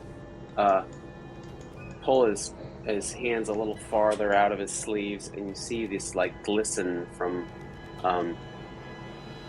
claws that seem to extend out of paw-like hands and swipe at a pretty well surrounded Duragar. Okay. 18. It's gonna hit. 3 points of slashing damage. Comes outwards up with the claws. And he even says that. He makes that noise. That's it. All right. You're gonna end your turn there. We come to the incapacitated Grey Dwarf here. Is going to attempt to roll a save to get out of the incapacitated stupor. Is going to succeed. That is going to be the end of their turn as they snap out of the daze, looking upon the dead bodies that are littering the ground. Its friends. One of the opposing tower is attempting to grapple you, Zephyr, as they go for a jump upon your shoulder. Sure. Okay. So they're kind of grabbing on your it. shoulder like that. I can do acrobatics too. You can. But it's either +6 or try an advantage on +4. So I'm just gonna do acrobatics because then I have D4 too. So Okay. Ooh, Nat one. I should have. I'm just gonna roll a D4 because I have it. All right. Wait. Nat 1. Automatic. Unless you can get the I D4 know. out. We'll see. You can roll it. No. Yeah. Yay! All right, so that's going to be a 10. Still not going to be enough as they do. They kind I know. of come out with the jump. They grab on to your armor a little bit. They kind of pull themselves up just briefly. They begin to yell out this language out towards you. You could swear they're saying giant as it's yelling as it's kind of on your actual shoulder. I'm going to leave the token offside just for a little bit, but you are grappled by it right now. Okay. Top of Sure. round 5, you're up. Don't know how that works. It doesn't do anything, right? I can attack normal. No, yeah, you can attack normal. They're just hanging on to you now. Yeah. I'm gonna try to poke him with my giant rapier to get him off of me. I'm attacking. I'm just flavoring it, like just That's fine. like with an olive poker. I like it. That's kind of how it's. It's an That's kind of how interesting, it looks like. interesting parallel there. Yeah, because this is the wackiest image in my head because I'm like 15 feet tall. Yeah. And this little dwarf It's like- is like grabbing to my shoulder, like. Just to jump atop you as best as it could, hanging on. All right. Yay, 20's I'm gonna good do to a me. D4. 20's. I'm gonna do a D4 just so the emboldening bond feels used. It feels used. All right. Yeah. So as you do 13 points of piercing damage, you stab straight through one of its legs, and you kind of pull out, and yells out to you, "Rah!" As it's still hanging on to you, dangling. Its blood's not bleeding from its leg. And I'm like, get off me! And they're just trying to, like a flea. Okay. Yeah, let me see. Bonus action. I'm not gonna use that yet. Yeah, that's my turn. All right, hell, you're up. Okay. This dude's dead. Sorry, I killed still. It was to uh, protect Eamon. There's still 3 alive. Okay, gonna run back. This guy's barely injured. Not for long. Reckless. Oh, Okay. no, wait, I don't need it. I don't need it, Yeah, so- you are flanking. Come on. 23 is 23. going to hit. You do 8 Terrible points rolls. of slashing. Go ahead and give me the d6 plus 1. Well, yeah. 2 and a 1. You. Perfect. Better. As you come across their side, kind of come up look down up along the abdomen and a rake against their flesh. They're still alive, bleeding from that wound. It's a large gash. They seem to not respond to any of the pain. Oh, that's not good. Yeah, that's it. All right, Amos. All right, well, doesn't want to get hit, so he will put his hands up defensively as Sacred Flame comes down to try and finish off this undead abomination. He doesn't know what's happening. He doesn't have knowledge of this stuff. All right. It fails. 2 points of radiant damage is dealt as you do kind of lighting towards some of its beard hair. It sizzles and just disperses the flame. It's still alive. That's it. At least you didn't get traumatized by killing someone. It's true. Corey, you're up. You know, maybe the dice is helping you. Could I, bonus action, fast hands, give this guy a quick pat down to see if he has any, like, I don't know, I guess interesting stuff. I don't even know what I'm looking for. Okay, bonus action, Frisk. pat down. Okay. All right, so Bonus action, pat down. you go down to do a pat down. Go ahead and make an investigation roll. I'm really good at these. Hell yeah. 7. So you begin to go through the robes. You immediately know there's no possessions at all upon this thing, but its eyes lock upon you for a split second. As it breathes in intently. Go ahead and make an intelligence saving throw. Oh no. Well, I have proficiency, but my modifier is 0. Oh no. All right, Cora. You are stunned. No. You notice When as does you that kind of die? reach down, you go for investigation, it seems like there's some sort of shock that hits your mind for a split second, and it's almost as if you go into this darkness within your mind. You can attempt another saving throw at the end of your next turn. Let that be a lesson to you all. Don't steal from undead people. Not stealing, you were just investigating. I'll give you that. Indefinite borrowing, we call it. Definitely boring. Yeah, I like that. All right, come to the one that's somewhat zombified. As it's bleeding from the gash. It looks towards you, Amos. Bleeding profusely, it drops its war pick and moves its hands to try to strangle you. Oh no. It's going to be a regular attack. It's not a grapple or anything. Just to do damage. It's like an unarmed strike that it's performing. It does not meet your armor class. Take no damage as you kind of dodge and move out of its way. It's somewhat slow and bleeding, so it's weak. And that's going to be the end of its turn. We now come to one of the robed, ugly undead figures. It does, it kind of rises from the gash, the wound. Fear still overcoming its face. It dashes away. Oh no, I thought it was dead. Wasn't it dead? What happened? It got up. It How? was indeed dead. Mop dead. You're up. Holy shit. Okay.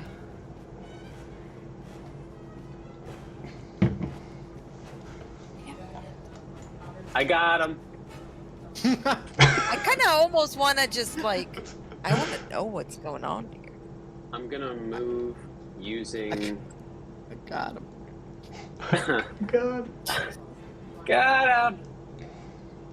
I'm gonna use moving feline agility. I forget how to like post it. I can double my speed basically. Yeah. Without using a dash. So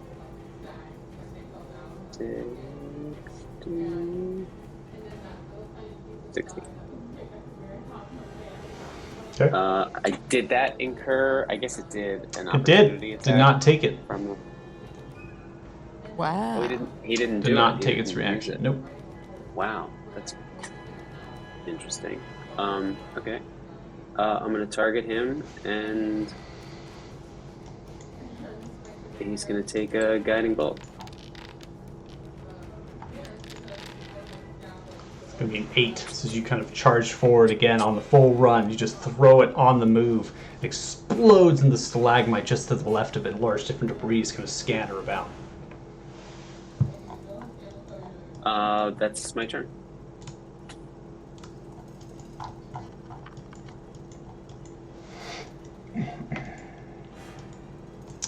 So it's going to climb down slowly and then drop down with a large thud. It's going to come to swing at you with the war pick, Hillia. 12 is going to be a miss. It's going to be end of its turn to come to the one that's grappled upon you, Zephyr. It's going to take its hand, one of its hands off, and comes and tries to strike you with its fist. Yes. The one wake up? He woke up from the dream. Oh no.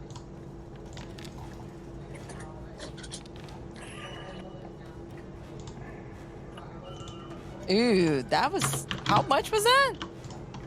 I rolled max damage for unarmed strike for it. It did 6 points of damage with its fist as it does. It strikes into your shoulder. Again, you're large, so it's just kind of hammering at you where it can hang on, then it goes and hangs back on. It's going to be the end of its turn. Zephyr, you're up. Okay, bonus action. Let's second wind. Yes. Ooh, okay, could have been better, but you know. And then let's try to get him down. Like, come on, dude, get out. Ooh, okay. I'm gonna roll a d4 just because I have it. Everyone's afraid now. Everyone, not rolling. everyone their gotta get the D4s. D4. Nice I job. want Will to feel like he did something great, which he did. Alright, so as you come with the rapier and stab once more, you go directly through its body from right to left. You pull the rapier off. Oh, it drops itself, smacking it into the actual tower for a brief moment, and then it's dead. Yeah, I can't move to squeeze here to help Helia, so I'll just stay here and, you know, be giant, I guess. Okay. Be giant. Alright, Helia, you're up next. Hell yeah! Hell yeah. Oh, I just realized. Is that how you name the character? Hell yeah. Hell Well, no, yeah! it's a name from.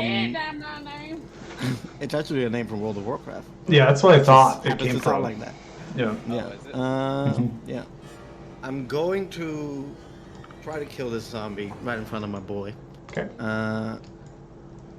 Cause it is trying to choke him. So I'm gonna go reckless just to try and hit it. Okay. Come on. Give me. That hits. 16 hits. You do 13 points of damage, enough to kill it. You don't need to roll for your radiant No. there. As you do, you see the zombie again coming in for the grab, misses. You see Amos just kind of moves out of the way, and you take the opportunity with the great sword and come down across its body from right to left on the side. It just kind of takes the blow and then falls over dead. Can I move the body, or would that be too much? 'Cause I don't want it to wake up. You take your action to strike. It is quite heavy of a body, so I'm gonna have to say it'd probably take an action to move it. Okay, then. Someone's gonna have to get this dude. I was gonna try and do a javelin attack, but I'm staying here. I'm gonna stay here. Okay. All right, Amos, it's your turn. Okay, well, he will move behind Zephyr. Oh, wow, you guys really are good at this stuff. So he's looking down at the dead, undead bodies. Still not sure what to make of that, and he'll reach out and touch Zephyr and cast Cure Wounds. Oh, good boy.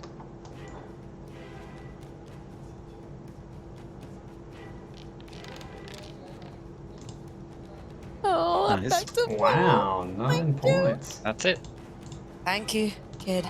All right, so Cora, as we take your turn, you see the female half-orc grab the dagger and come approach you and begin to shake you. You do have advantage on this intelligence saving throw. Oh, nice. Oh. Well, I wish I had a D4 to roll. Oh my god.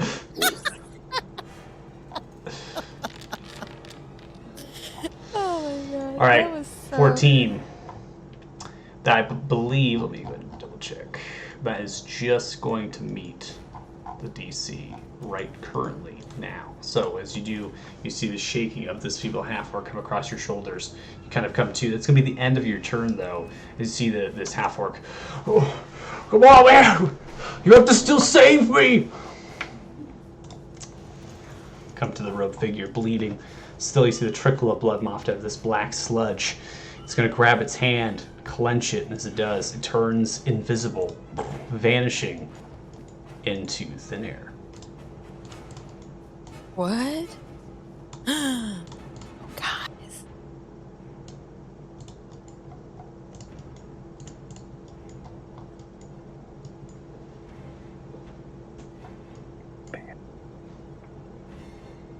I'm gonna move to his last position.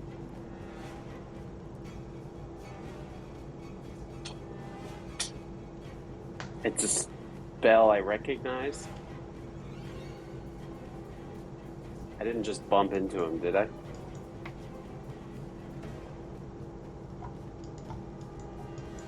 I'm gonna move 5 more feet.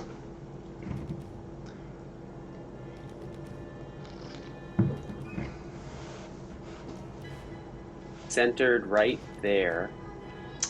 Before you You make see your movement, I do want to specify one thing that I made an observation of before we came to its turn. Blood still trickled in a black sludge.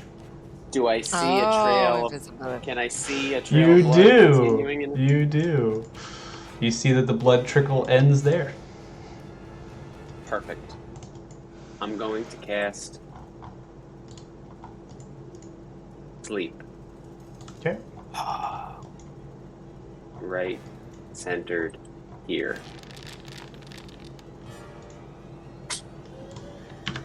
Alright, so as you cast Sleep, you do see it come visible once more as it does come loose from the spell You and it seem falls very tired. Maybe you should relax. Seems to have fallen over. Shallow breaths at the present moment. I lean back to the group. Got him! That's my turn. Alright. Seeing that it's surrounded, all of its friends are dead, this one in particular begins to lower its weapons. Whoa, where's it going and vapor at? What? It just skyrocketed back to the... That was so weird. Like, just shot back That from my was screen. rad. Alright, well, that was cool. Rad. So you see that this one snaps to it. It's going to lower its weapons, dropping to the ground. It begins to put its hands up. With that, we're going to go ahead and end combat. Okay. Okay, I'm gonna go here and help, you know, tie You're going him to be up. big for much longer. Could try to become small again, but maybe he's gonna be useful.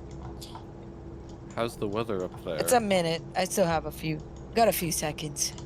Help here. A few Help. scrapes and bruises, Okay, but I'll nothing life-threatening. I'll go help Mafta while you guys talk to the orcs.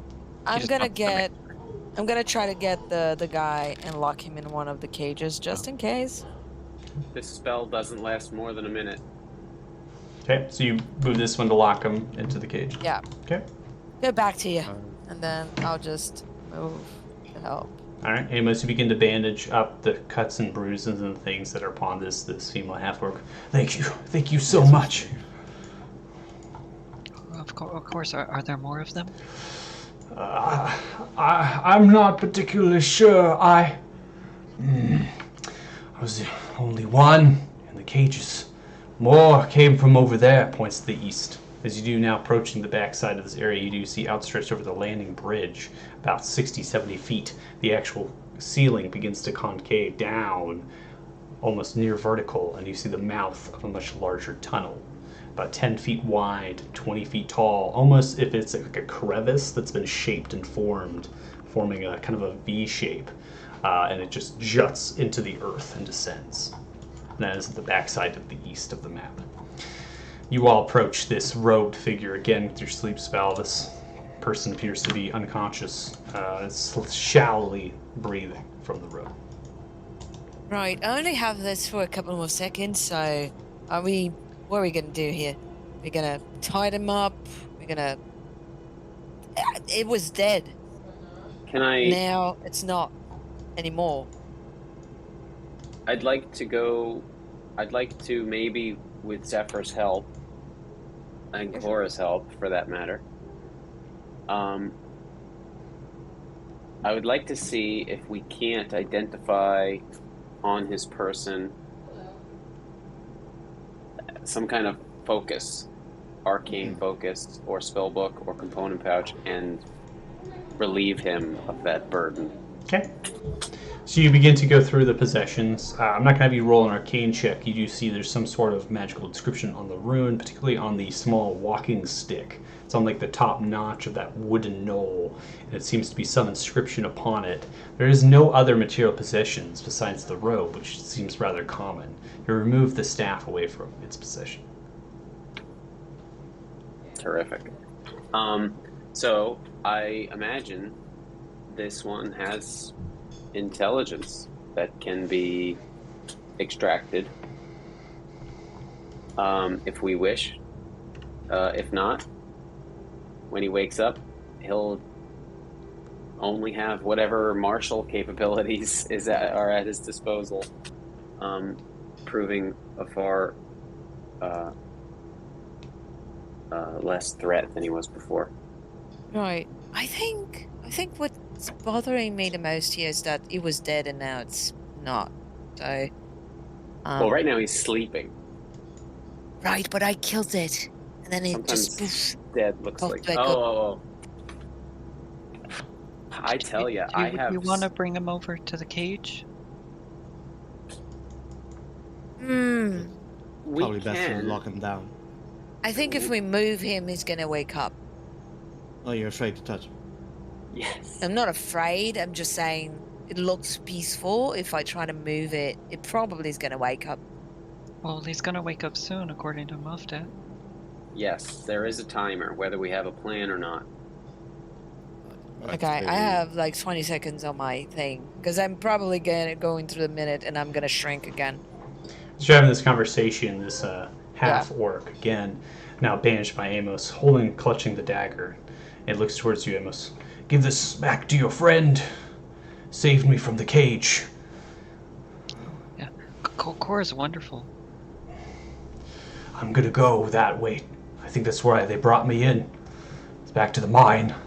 Yeah, your other miners are there. Just let them know that we're coming soon. All right, thank you. Grabs you like either shoulder and kind of clutches you for a split second and then just Oh, runs. you're really strong. Runs for the west across the land bridge. I'm gonna pick up this fucking guy. I think I'm shrinking now. By now I'm normal size again because it's only a minute. Okay. Well, Emos doesn't want to have anything to do with that. He'll look, because this came out of the big tent, right? That Did. guy. He'll All right, since you're here, I'm gonna you help slowly pull boy. back one of the. He's like, ugh. So as you Curtain. you slowly come back. Make your Constitution saving throw. Oh, Oh, no! Lord. No problem. My best save. Oh, 16. You're overcome by the smell of fungus. Just a strong mold smell just like wafts out. Near enough to almost make you pass out from the actual smell. You resist this effect, holding your breath again, and you continue to pierce it back, looking left and looking right.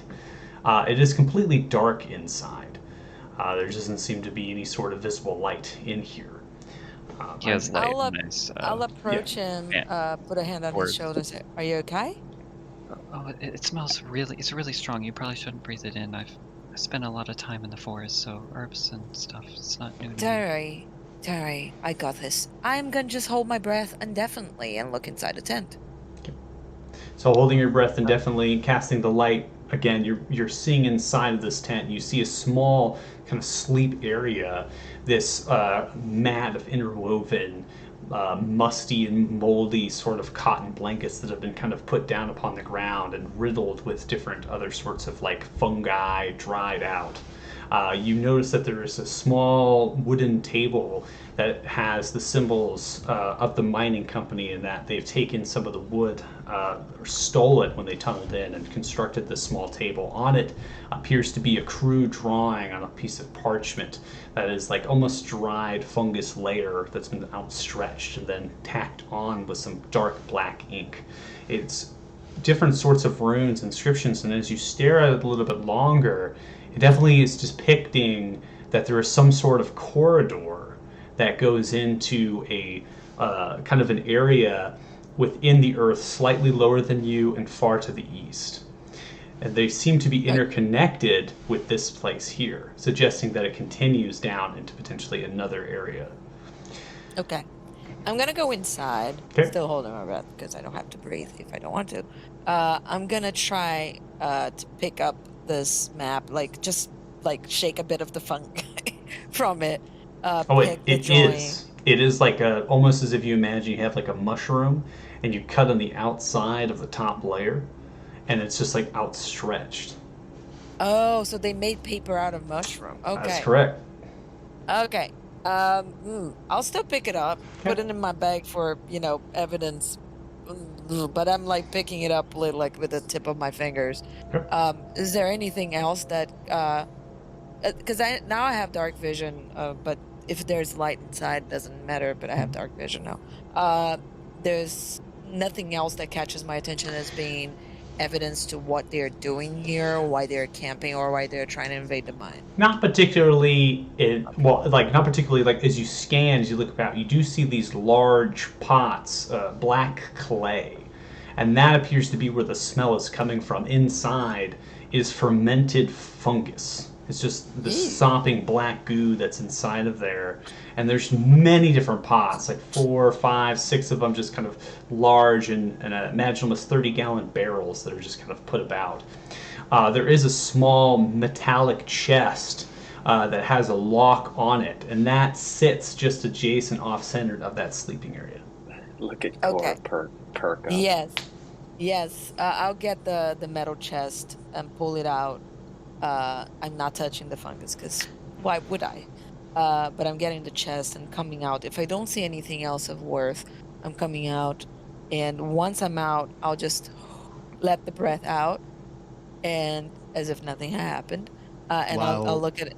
I'll look at him and say, "All right, there's some evidence, but we might need our little friend to help us out here." While he was inside, could I have picked up this dude and put him in this cage? Yeah. Over here. Yeah, so as you kind of begin to lift him up, he's very light. He doesn't resemble the weight of a traditional dwarf, right? He's about maybe 160. You just kind of pick him up and lift him up your shoulder. As you get about halfway, begins to kind of wake up and is kind of frailing and moving. He's very weak. Barely puts up any sort of contest to you. You're able to chuck him into the actual Perfection. Thing here. He is now conscious and awake, and you kind of shut the gate down, and you look upon the ground, the earth of the bedrock, and you find a padlock, and you just kind of snap it down upon the actual gate, locking this creature inside. I'm not sure if there's a key to this, but you could care less. Mm-hmm. Looks Hey, towards you Cora. and grabs the bars. You see the nails are long, almost about 2 inches in length. Got something for you here. Have fun. And I'll point to the locked box. Just before you try to open it, just try to see if there are no traps or anything. Just because it was taken from a shady place. So this is for me, is it? No, it's for everyone. Well, you we just said you need your had help. something for me. Well, the lock. Because you're good at it. Well, how about I take the whole thing? No? First, we don't know what's inside. Second, we're a group, and whatever is inside is going to be split. Oh, Cora, I have your dagger. Here you go. Oh, thank you. The half-orc said thank you so much. I didn't see what you did, but it sounded pretty impressive. Well, it's not that impressive. I think a child could have picked one of them blocks. I don't think I'm good at Pathetic. picking locks at all. I could try with this one if you think a child could do it. Do you think I could get this one? How about you? I'll hand Amos my thieves' tools. See if he can do it. Okay, yeah. I mean, it's not too hard, right? A child can do it. I'm not a child. No, you're a teenager at worst. So what do I do? Check for traps. Oh, okay. No, yeah. Oh It's the no, first It doesn't thing look she to be always trapped to does. me. Amos, Just- you're if you are handed a thief's tools, we won't drag them into your inventory. Just roll a sleight of hand check. Sure. this is just like the.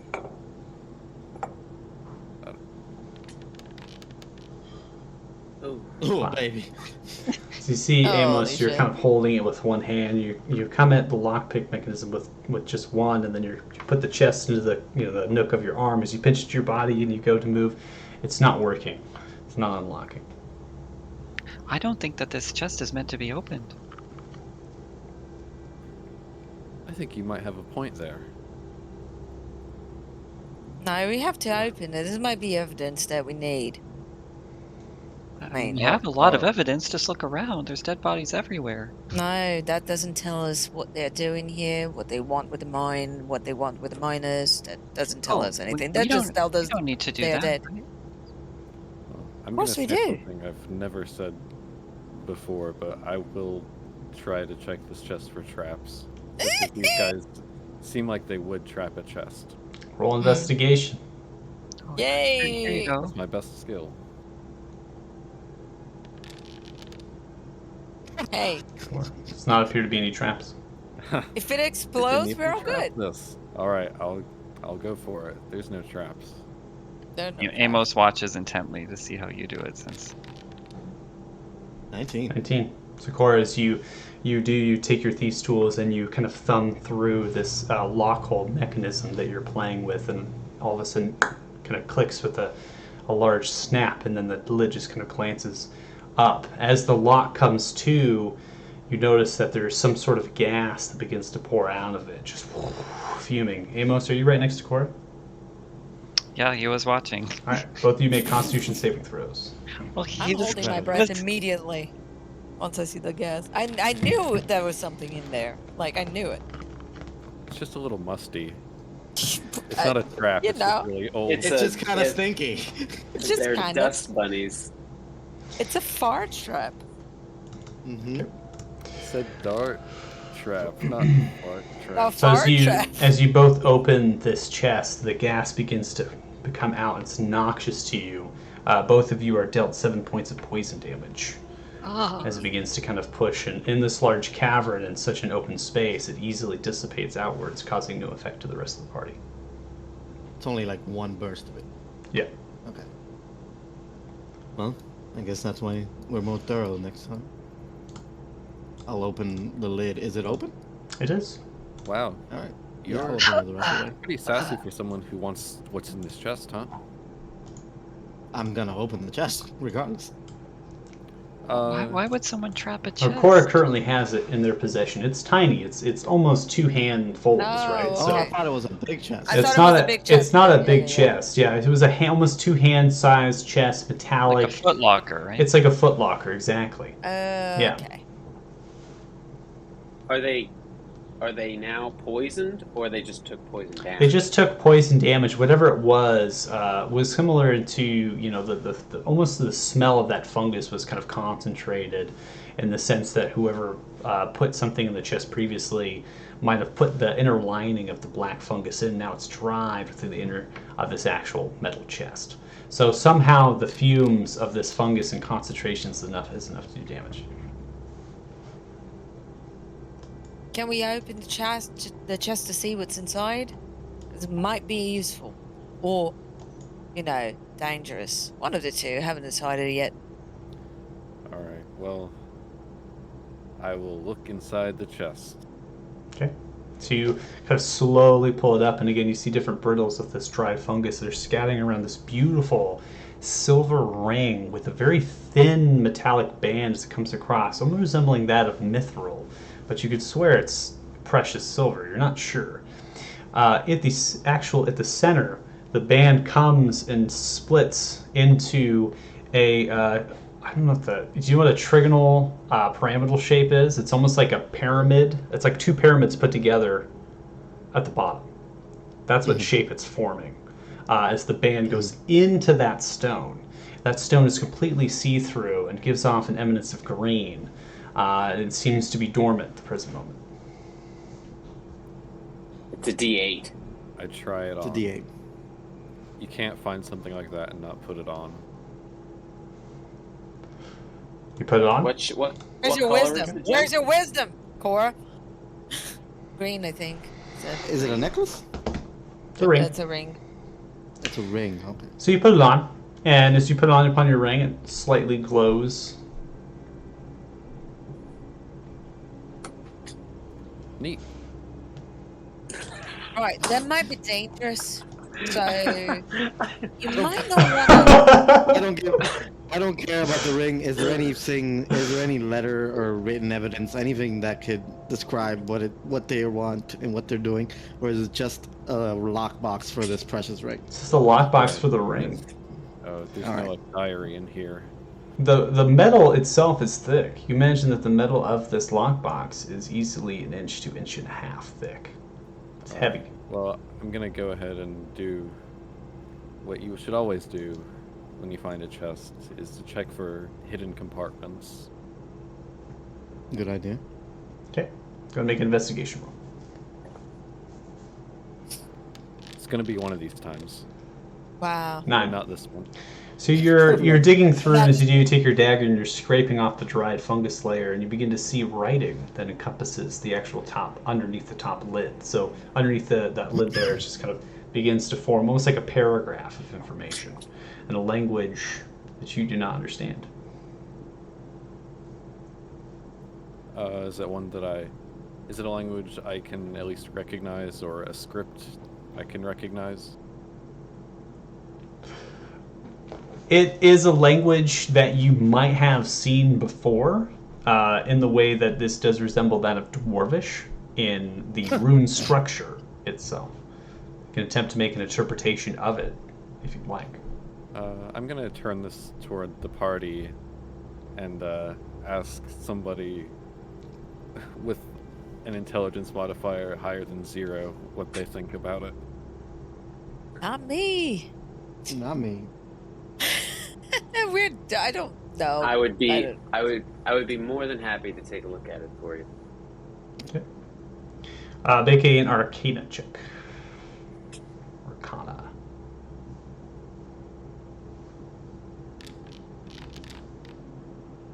$16. So the ring, clearly there's something magical about it.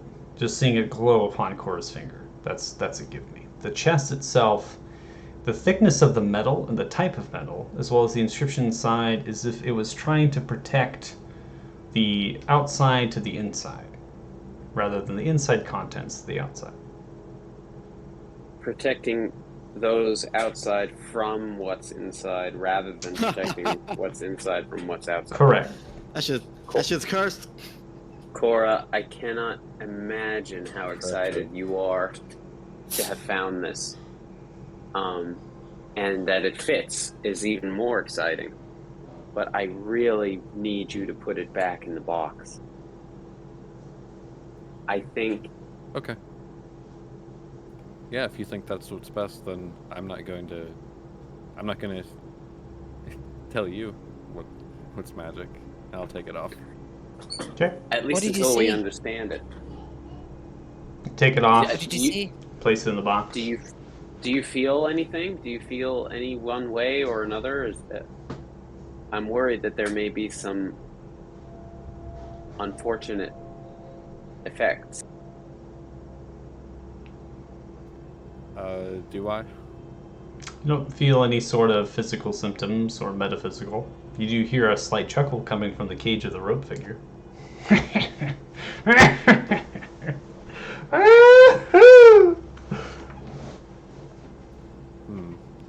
That Right. might be reverse psychology. I mean, Or laughter maybe he is was- universal. Maybe he's turned over a new leaf.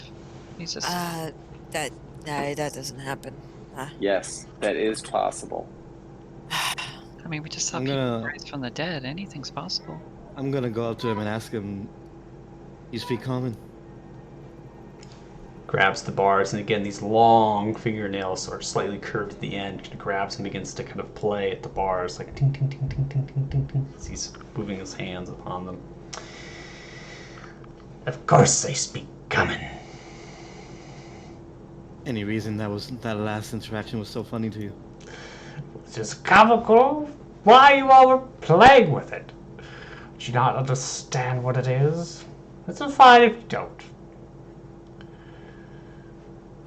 Oh, yeah. Oh, obviously. And what is it? I'm not going to tell any of you. Why would I? I'll pull your limbs off and hit you with them. I like to see that. I begin pulling the limbs off of some of his fallen comrades and beating their dead corpses with them. Like this. What? Whoa. I tear a limb off of one of his dead allies. Mafta, what are you doing? Mafta, please make a This is- strength roll. Flat strength check Yeah, to be able to I rip love someone's seeing arm that. off. Pull it off. Yep. I'll Yep. do it with a thing, with a weapon, with a It's a hatchet. thing. With a Well, not- thing. I'll do it with a barbarian. thing. We're not cavemen. We have tools to rip. Exactly. That's a walk. Okay, I just begin. Wait, it's perfect. It's perfect. I'll tear your arms off, and I turn around and I grab her.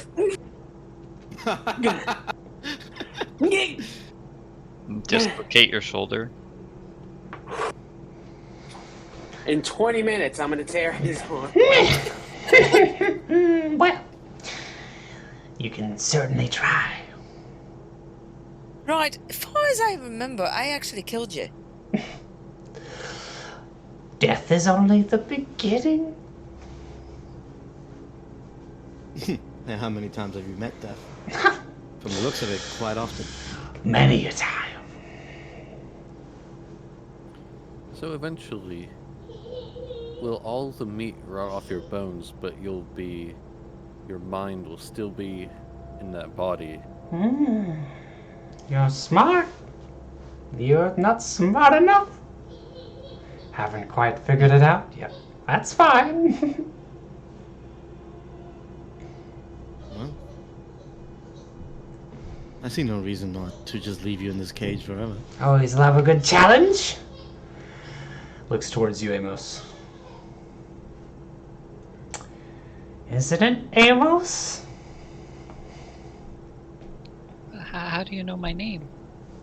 Taps the head.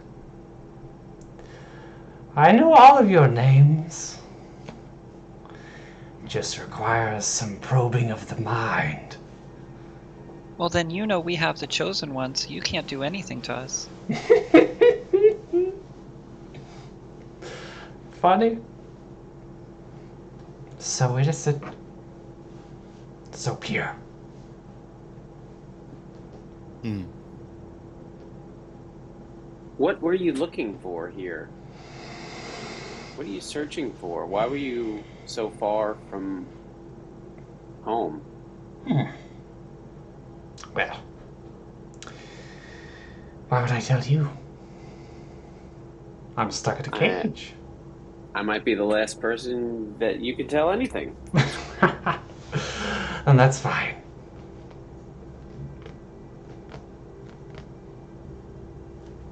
I mean, I don't want to kill you again. You can kill me But- as much as you want. I I feel would no much pain. And all of your intimidation tactics with that one looks towards the west, the rocks. Won't work on me. So you know about that. Well, what if we consecrate your bones when you're dead? Then you won't come back.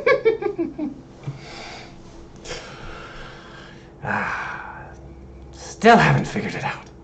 That's fine.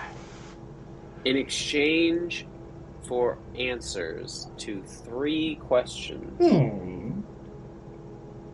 we will let you go. Ah, Wait, well, we can't let him go. The Duke has to decide, right? I'll turn around to Amos. roll deception as he's probing your Is there mind. something wrong with your eye? Oh, Maybe we can take a look. shit. Holy shit.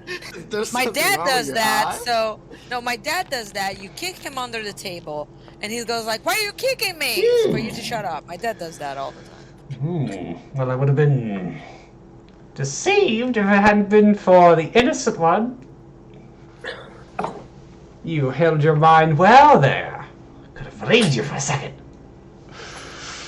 Now, I will answer any of your questions. So I have no questions to answer. I will give you a warning. You will only meet your death if you go further.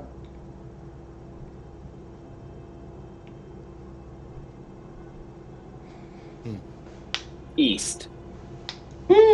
Yes. To Grawl See? Stonefist.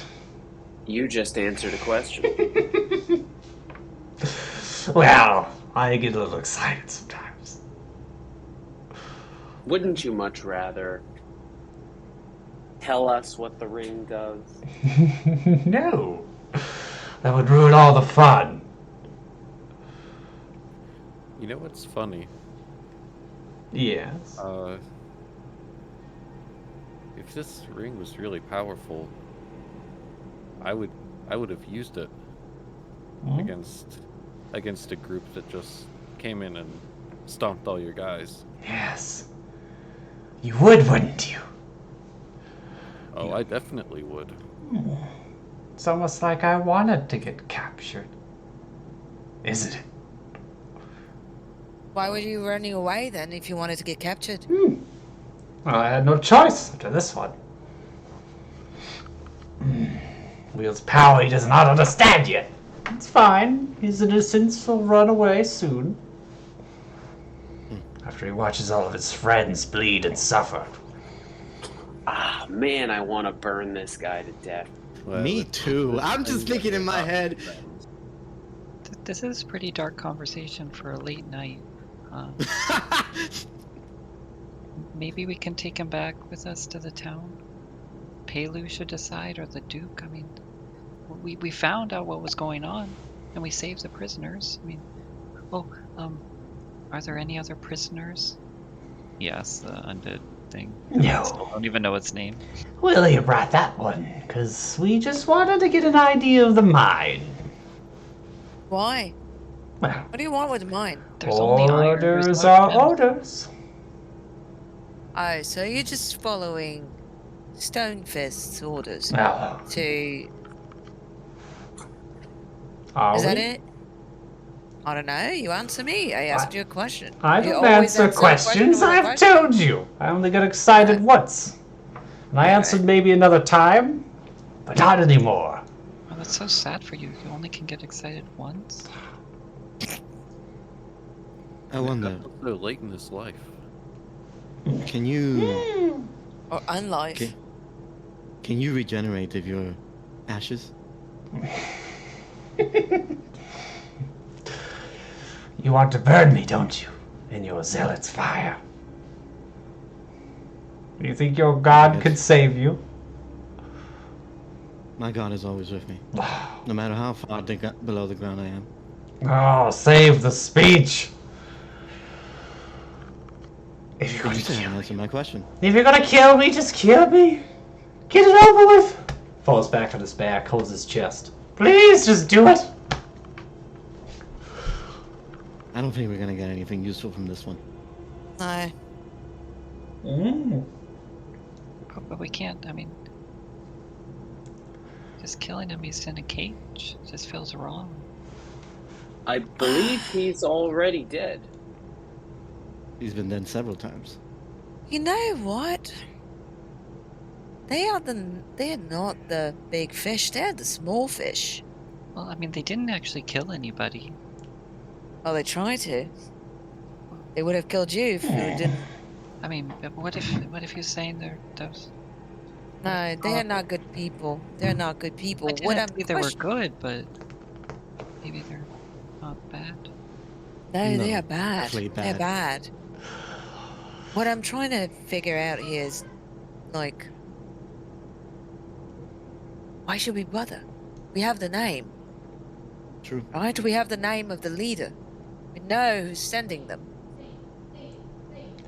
True.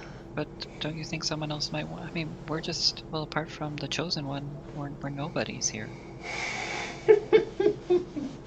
Holy shit. Oh, you all wanna- argue a lot, don't you? I wish I was to. just having conversation.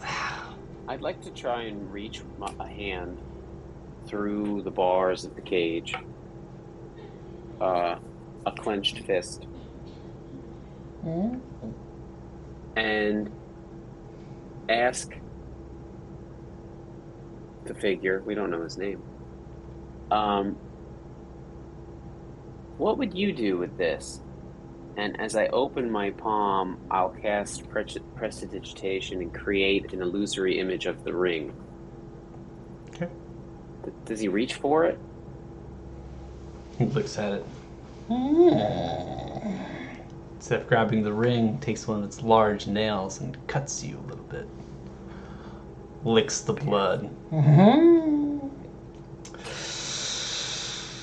Yes, indeed. There is good blood in you. Tasty, too. I'm tempted to just leave him here. Right, same. Take I the think- ring. I think we should leave him in the cage Right. and push the cage off the side of the cliff.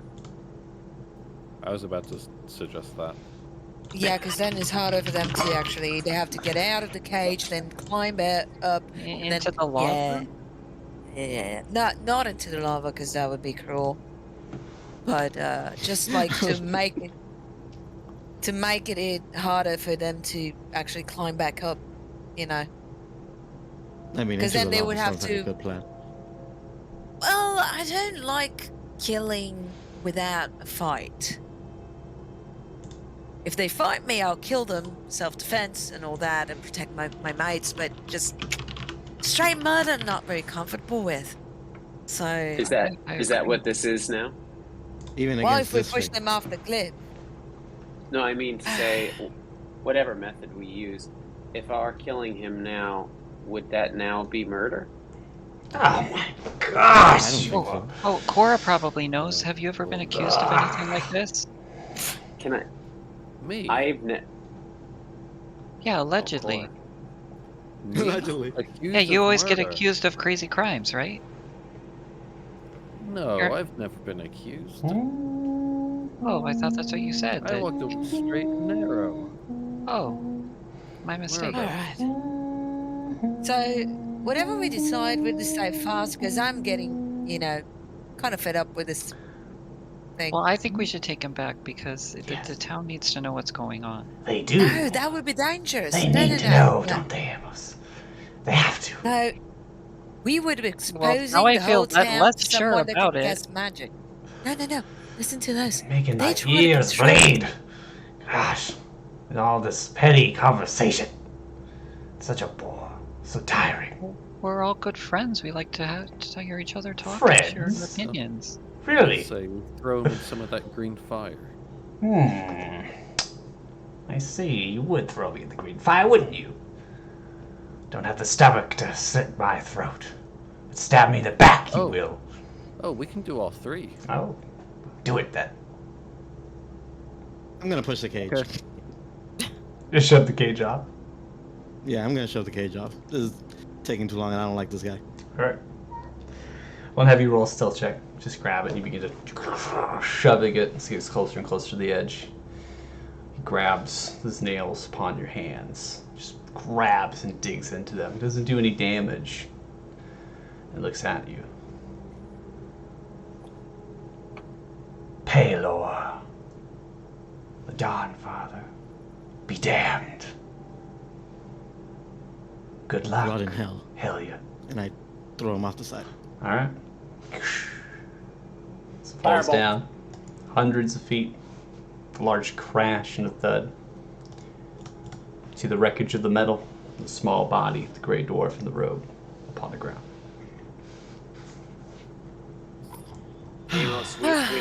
Amos, we have to work on our high sign, man. Amos, you look away, covering your ears.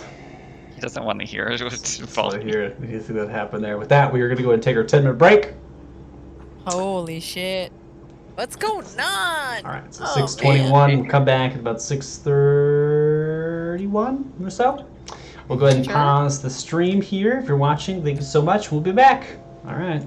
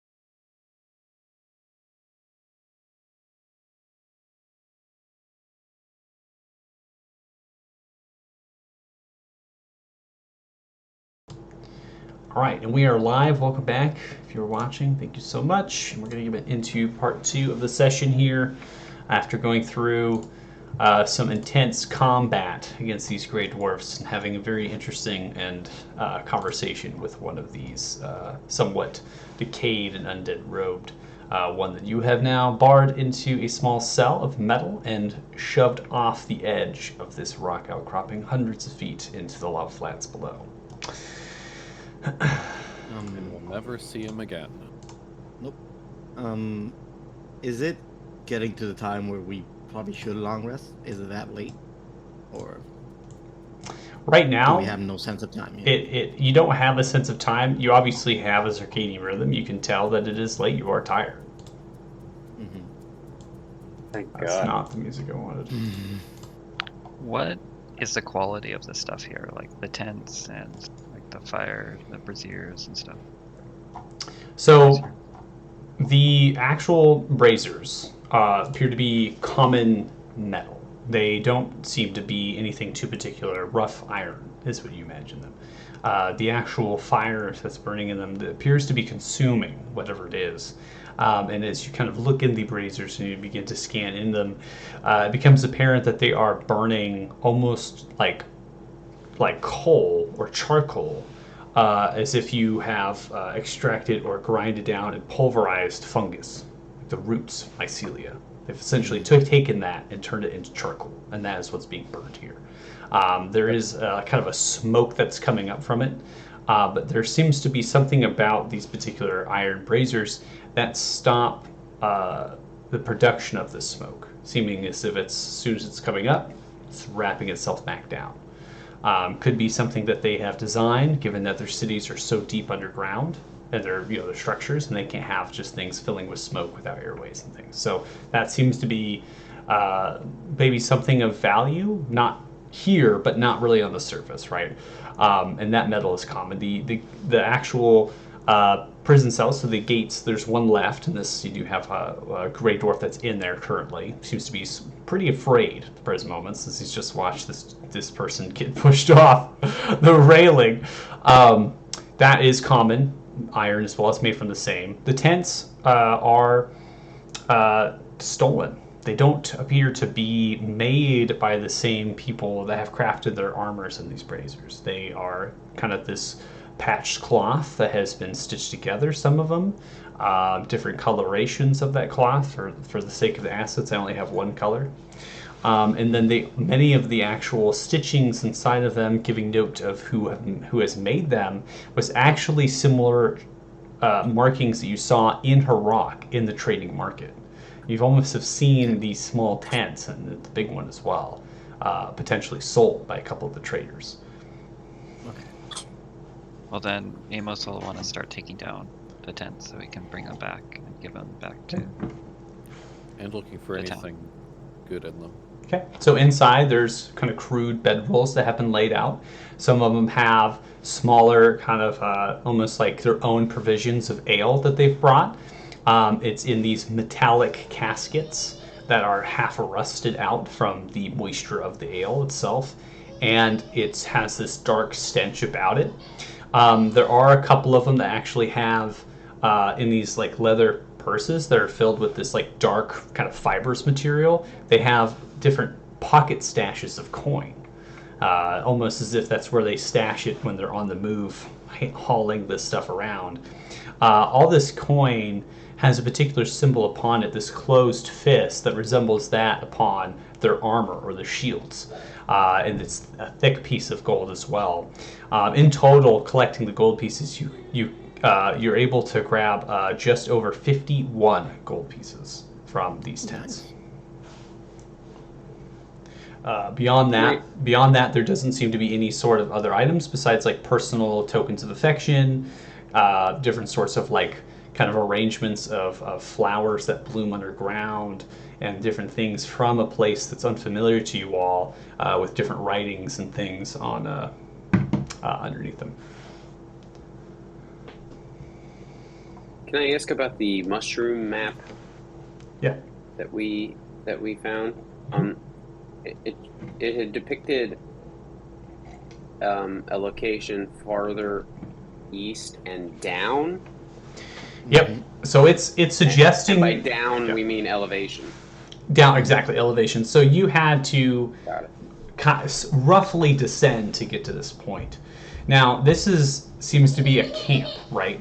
And these are pretty heavily armed soldiers. And so looking at the map doesn't require a check as you kind of scan through. It's crude, but it definitely suggests that this is like a staging ground that leads from this to this. It's a straight shot, and they've put other checkpoints along the way. So it's not just this is the only camp that they have set up, but there's other checkpoints along the way as it goes further east and then descends. And those checkpoints are marked. They do appear to be marked. In fact, this next one, given the distance between where the mine is on the map and this one, you put your claws down and begin to kind of measure it out. It's roughly That's the compass. a little estimation, right? I mean, it could be to scale, it could not. It's from what you can determine, it's about an hour, and it leads to some sort of lava waterfall depicting this large magma pool kind of coming down through the map, this kind of swirl of things. And it's roughly about 600 to 700 feet below your level currently. So even if it's not perfectly to scale, there are geographical or topographical features that appear on the map which would signal any reader of where you might be. Exactly. That seems to be the common factor with these, is that there's geographical placements of things, right? So here, it almost has these little dots around it, right? So you see these little dots and things in this large circular orbit shape, and it's kind of like they knew that there's like the lava flats around it. And that's kind of where they use the geographical feature of being like, that's where we're going to put it. So for that, you kind of see this swivel of a large black kind of stain, like a river, right? But you know underground there can't be rivers unless it's just below the surface.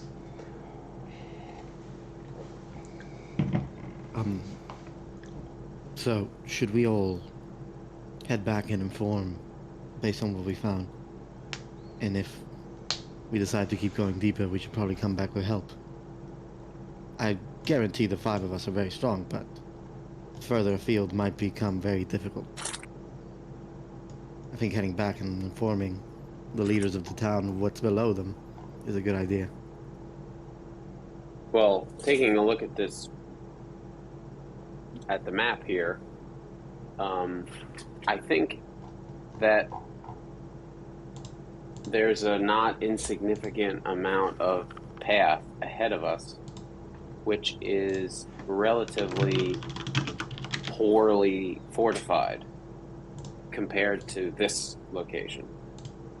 So even if we were to rest here, we could probably cover a lot more ground before returning with maybe even more information. Right. You I want think us to my sleep here? There's dead bodies everywhere. I can push them off the side if they make you uncomfortable. They I still think my died fear right here. there. Oh, So we can sorry, try to Trevor. we can try to go back, sleep there, but I think my fear is that if we keep on going further, how far is too far? Can I make like a retroactive insight check to see if when the guy said that there was only death ahead, see if there was any truth to that, or Sure. if he was just trying to. Go for it.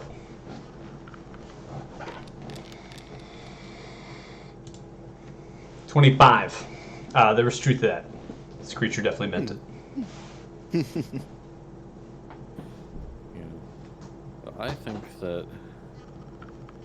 Well, I guess I just say that to everyone. I think that's probably the only true thing that he said, or the only one that matters at the moment. I agree, which is why I say we go back for help. But Right. it is true that if we go back, they could refill this area again with more people. I mean, they weren't doing anything as long as the miners know it should be okay. Also, we promised we'd go to breakfast with the Duke. I think that's It's a big Right, there's that odd not to too. show up. True. I mean, You're we'd have a you're good Right. reason, but we did this to make ourselves look good for him, right? you're right. Well, Well, kinda. now there's something deeper, but I do agree with you Well, that there's we should no immediate threat though, right? Like they don't have any not. minors, and we can tell them all to leave, and it should be That okay. is true. But yes, I'm agreeing with you, Amos. I think we should go back, but I do believe it's the right thing to do to inform them of what's right below them. And if they Yeah. wish to deal with it, that's their prerogative. I think this it depends on how would this affect everything else. Like, what are they doing here? What is their purpose? I think that's the main thing that we need to. I mean, if we want to figure out. There's I'm a fine war either way. going on, so how does this connect to all of it? Whether we like it or not, we're part of this continent now because we are in it. So it's better to be informed of what's going on than to go in blindly.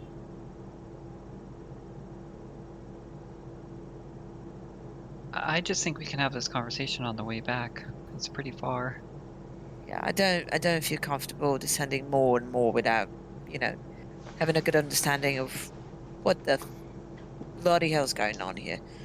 Yes, maybe someone in the Duke's estate or the Duke himself might know more about this stone fist or anything related to these dwarves down here. We are new to this continent. We know nothing. Right. Also, they had a mushroom map, and I'll pick up the map. Okay.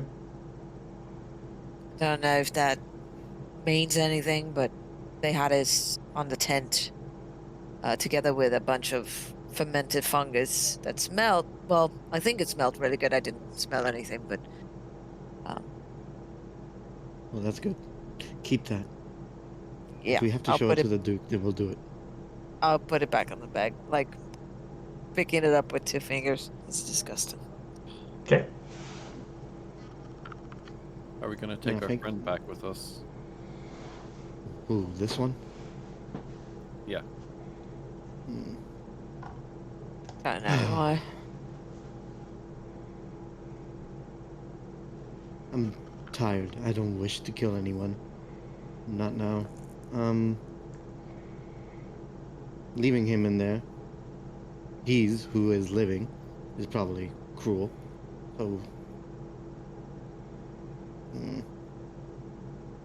Just I'm hide fine in with the letting him go. cage. Yeah. Pointless. They were being controlled anyway. I think they're pawns. Look at the cage. You grunt. We were not controlled. Oh, you speak common. We could all speak common. We tried to Right. speak with the ones before, and they said nothing. Because they're ordered to. Hmm. So what's going And on? you're here? not? Of course I'm ordered to, but I want to live. So you're willing to talk? Thought I We thought, can make a terrific deal. figured I'd listen to you all argue with yourselves before I made my entrance, and of course, What do you know? letting about this that ring? one particularly die was a good thing. Silvok is a creature of dark magic. Oh, Silver. I definitely felt it. All right, so I guess This is the first ring question in is- that little chest. we put it back. Yes. That's good. That means you can't hear us. Oh. What is the ring? I don't know. It keeps it precious. Keeps it safe. Keeps it with that chest. I got Harrison on that one.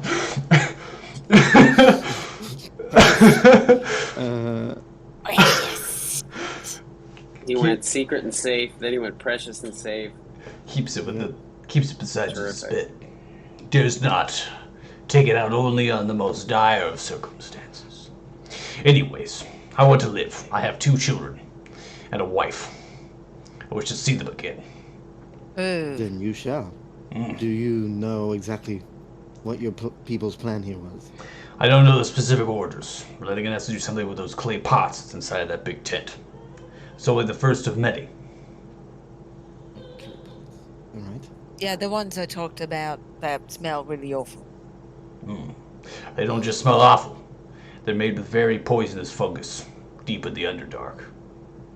Concentrated and brewed. Why would you sacrifice the safety of, or why would you risk getting your wife and kids to be husbandless and fatherless for this? I serve Stonefist. Clan Stonefist through and through, to the death. And it's worth it? Leaving a family without a father and a husband? These orders don't serve Clan Stonefist. They serve someone else. Oh, so the ones that died don't serve Stonefist, you do? No. We all pledge Oh. and serve Clan Stonefist. It's the orders. Oh. You're saying The that Stone- someone has infiltrated Clan Stonefist and is now giving no. orders? Think too much. All of you. Prince Grawl Stonefist. He commands us, orders us to dig into the Harak mine. We don't know why. Silvok was ordered here to run the camp, pulled up from Yulinja, the great Stonefist city of jewel and iron. Prince Grawl Stonefist on that map lies the back end within a stronghold. He speaks to someone. I have heard whispers of common, seen the shadows of a taller person before they disappear. You think someone's influenced your prince? I don't think he influences. I believe my prince does it willingly. Something for the good of the clan. I have served for the clan Stonefist for over 137 years. I have fought in 2 wars. And Do you believe Did you these see a orders are leading change? you? That's Sorry. true. Did you see a change? Did I In him. see a change in who? and the prince. The Prince Grawl Stonefist. I don't interact with the prince very much. Just invited to protect the throne room. Can the poison be destroyed? Could be. I don't know. I don't have the same magic that Silvok had. Nor am I a brewer. Were there instructions for its care during delivery? Do not open the lid. Do not smash the pot. Seems simple. Took quite a long time just to get what you see inside of the tent. And you know the purpose for it? No. So they're hard to Well, make. poison has only, of any kind, No, has only no. a few purposes. Yeah, You got mean it. what What I mean target? is, yeah, exactly. That's the point. You got it. Like, why? You know? Like, of course, poison is poison. You do it to kill people. But who? And more importantly, if there's someone else behind the scenes kind of influencing the king or the prince or promising something maybe that the king wants, this is bigger than we initially thought. Like, a lot bigger. Has Clan Stonefist ever mined or dug in this direction before? Clan Stonefist lies just over 12,000 feet down. Jesus. So no. So this is a very recent change, at least in your 130 years of experience. Yes. And when was this? And how long has this person been speaking to the prince, whispering in their ear? 5 years. And you never seen this person's face? No. But they're tall. Than a dwarf. They are not a dwarf. No. They are not a dwarf. I've seen shadows. I am not a palace guard. I am a soldier. Understood. Well, What's your name? what does that... I'd rather not tell you my name. He doesn't have to. Well, I thought Like I thought Silvok, there maybe- are others. They have power over the mind. You lack shielding. that's also true. Was more thinking that if we decide to try and talk to the king, maybe we had a name to drop. That's all. Probably the not a prince, good I'm idea sorry. to tell. Probably not a good idea to tell him who betrayed him. That's also true. That's also true. Is there, other than your name, is there any high sign or password or phrase which could deliver us as peacefully as possible if we were to ever visit Yolinja? No. No one from the surface world is permitted. There is no direct way to the surface world from Ulinja except for what we have created.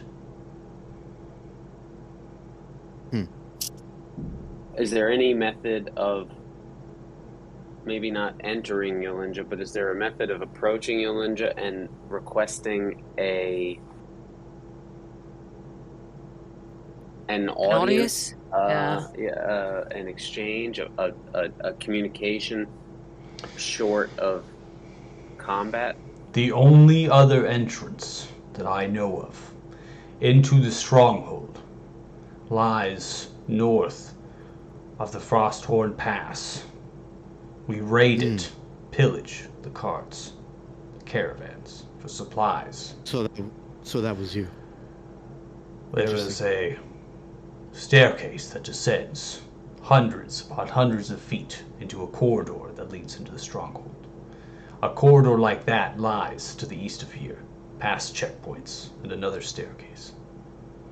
The stronghold has a passage that goes deep into the earth for many, many miles. They will not let you through. Any signs of an incursion, it is ordered to break pillars and destroy the tunnel. We will not allow anybody to reach Ulinja. That's trouble. Bryn Skrull Stonefist commands and lives in the stronghold.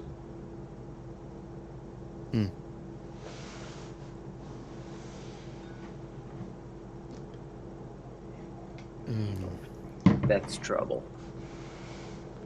Right, I think that's more than we can handle, but we got a lot of information from you, sir. Sorry. I think we're killed ready your for mates. breakfast. Right. They Sorry, died we with killed- we honor. killed your mate. You all Yeah, were so did. exceptional fighters and wielded great magic. Right. Just one last thing. If, hypothetically, you came with us and decided to be a sort of emissary, would that make it easier? Or is it No. still impossible?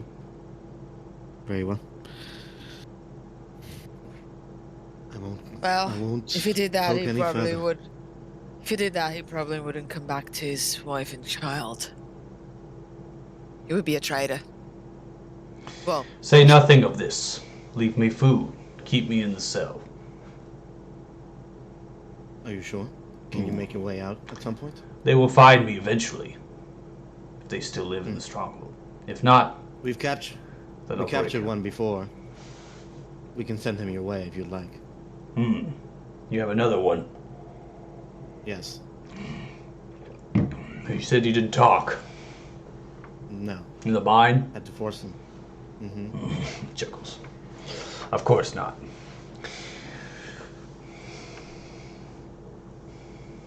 We'll lock Well, ourselves now in. All right. Very well. Now I feel fooled. I'll try and find him a food, wherever the food is. Just throw as much as I can in there. Okay. Oh, I have some rations. Probably better than that. If you can spare some, sure. Oh, yeah. I mean, he's been very helpful, and it seems like he doesn't want to hurt us. Definitely. Give him some. Right. I'll His try honor. to give him. I like that. I'll try to give him some more. Okay. Don't worry. We'll probably come back, and we can let you go. But we're definitely going to be collapsing this cave. Probably. Yeah. Probably later. So, not when you're in it, but that's Alright, a good and, way to prevent your people from coming this way again, right? Right, you don't tell the plans to... Why not? He told us their plans. He didn't tell Listen. everything. Well, that's fair, but you don't... you know what? Well, I Mate, mean, I don't know. I'm not in charge of the mines. That's just what it seems like a good idea, right? Like they can't tunnel through if it's collapsed, and they're just they eventually could with the pickaxes, but yeah, it's not a bad idea. Clan He's- Stonefist are expert miners. We dig for a living. Well, yeah, but that seems like a lot of work just for a mine that doesn't have much in it anymore. Stretches I up. think it's becoming continually clearer here, Amos, that they're not digging for any ore. They're digging to deliver poison. Oh well, I mean, it seems like they want to poison all the miners. Or Oh, the they definitely want settlement. to poison. Or the Duke. Mm-hmm. I mean, Or the town's water supply. I have Right. to say, Anything. I'm really surprised. Anything. We were hired to come down here. I mean, well, hired. I was happy to do it, but to just find out what was going on, and you guys are talking about going to meet this prince and go to. I mean, No, Well, it was just we've an been idea. here a day, one day. No, This is I crazy. agree with you. I think regardless, we should go back. I feel like I'm gonna have a nervous breakdown, so I'm gonna go down the hallway, and you guys just come and get It me when was- you're ready. I'm just It's- gonna It gather was up these just a, tents. it was just a thought. Everything's great. Don't even worry It's about fine. it. It'll be fine. And You'll be gather fine, up yeah. all the tents that he's taken down and Okay. start dragging them Okay. away. It'll be fine. So, that's good, but, what are we going to do about the big tent full of poison? Right. Yes. That is true. We don't want to leave any behind. Can we throw it into the lava? What's gonna happen? I mean, that probably works. I'll ask him. So, your honest opinion, what would be the best way to destroy these? We don't want to leave these here. I So don't we know. Don't do it. Leave We them. don't want to. Don't leave them. It'll be a while before they come back here. They only send reinforcements every 3 days. Yeah, I think we should throw them off the side. That's a good place. It is just a lava flat, right? There's nothing there. Doesn't look like there's any living thing down there. No. On this No. Nothing that Alright. lives down there. Perfect. And we're just gonna grab them very carefully and throw them off the side. Okay. That seems to be the best way. All right. Well, I'm going to roll them off the side. I'm not going to pick them up. Yeah, into Well, the lava though. As so long they as you're can melt. holding as long as you're holding the lid, then yeah. Yeah. Okay. Well, I won't have you roll, right? Just taking them off and dispensing them off the sides. They smash down with a large clink, clink, and you see, as they land, the blackness of them just kind of splats down. And it doesn't seem like you can smell them from this distance. It's a pretty large If you cavern. throw it into the lava, what happens? Well, some of the, again, you have a kind of a slope around this structure, so you're trying to maybe aim for a hot spot. You might see some steam, some different sorts of things, like it's okay. being cooked and whatnot, and eventually maybe vaporized. But Doesn't again, explode.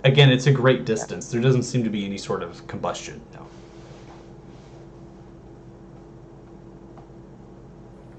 Well, that takes care of that. Alright, let's go back. Make sure Amos is alright. Okay. I wonder if we shouldn't burn the supplies. I think we've done enough. This is good. I only mean to say we're leaving almost an entire a camp entirely intact for reinforcements to just inhabit again. I just don't believe going. Well, you could maybe destroying the supplies is a good idea, but again, going further is not now. No, I don't mean to go farther. I just want to wreck the place. Sure. I mean, we already gave him all the food, so sure, why not? Okay. So, I'll look at the dwarf. So, you gonna unlock yourself out? No. Or are you gonna go back home? Send the other my way. We will wait here. Lock ourselves. Act like prisoners. We won't say anything of it. You've left. That'll be that. You come back by 3 days. Investigating further, we'll cross that road when we get there. Alright. Honorable of you. Fair enough. It's the only way I can get back to the city. If not, I'll have to live on the surface. You wanna like it. And I'll walk across and just when we get to the dwarf, I'll tell him to run down that hall and go to your friend. Okay. What was his name? Did we get his name? It What didn't was- give us a name. It didn't Oh yeah, give he us said his no. name. He said no. Yep. Said I'll just tell him you'll see him in the cage. Okay. Yeah. And I guess we make our way back. All right. So you make your way the back. circus. All right. So hour or so passes by. Obviously, you get back into the mine. I won't transition to that map. I'll put us back onto the Harak map here. Activate that for us. Shift click. So you get back to. Oh, my bad. I have this person. Ginormous token. So you get back into the mine. You release that one and giving instructions as best as you can. Now that you imagine they can speak common, begins to trot and move back to my desk there. Begins to head back to the tunnel and then head back to that camp right through there. Now the half orc that's there, just kind of waiting and trying to figure out what's going on, immediately asks, "What happened? What was going on in there?" Where's Amos? Is he here? Or did he dip? That's up to Amos. I mean, you could have kept going through the mine, not say anything to this effort. I mean, he's just dragging his tent stuff. Yeah. He's not very fast, so Okay. Yeah, so you're. probably scare him up ahead. But Yeah, you'd probably Okay, run into him then in the tunnel. Yeah, I would have gone back for him if I didn't see him coming with us for sure. I'll tell the orc, the half orc. Well, there was a camp. We took care of it. They dealt with some poison that they were planning to. I don't know what they were planning with it, but it's poison. Second, there might be more further down, but we felt it best to inform the leaders of this town before we do anything else. Oh. So we're going back to your boss. Oh, okay. Tell him first. You think we're gonna be safe in here? Should we still be For now, mining? if you can put some makeshift barricades along this tunnel, for now. All right. For Okay. 3 days at least, you should be fine. All right. Okay. All right. Well, I'll get going on that. I'll give him some pointers. I have knowledge of like how to make some basic fortifications. Okay. Just, a palisade thing, like those X things, and to point towards the end of the tunnel, and then we'll make our way towards the mine. Oh, all right. Well, thanks for that. See you later. Begins to continue the work, and you head into the rest of the mine. And then, dragging the tents, you make your way out into the kind of the quarry area, and then you get to the rock mining company, the actual field house that's there. You can see, again, late this night, temperature is dropped. It's right now about 24 degrees Fahrenheit, so it's very cold. There's a slight snowfall that's happening and this mist or a fog that's about.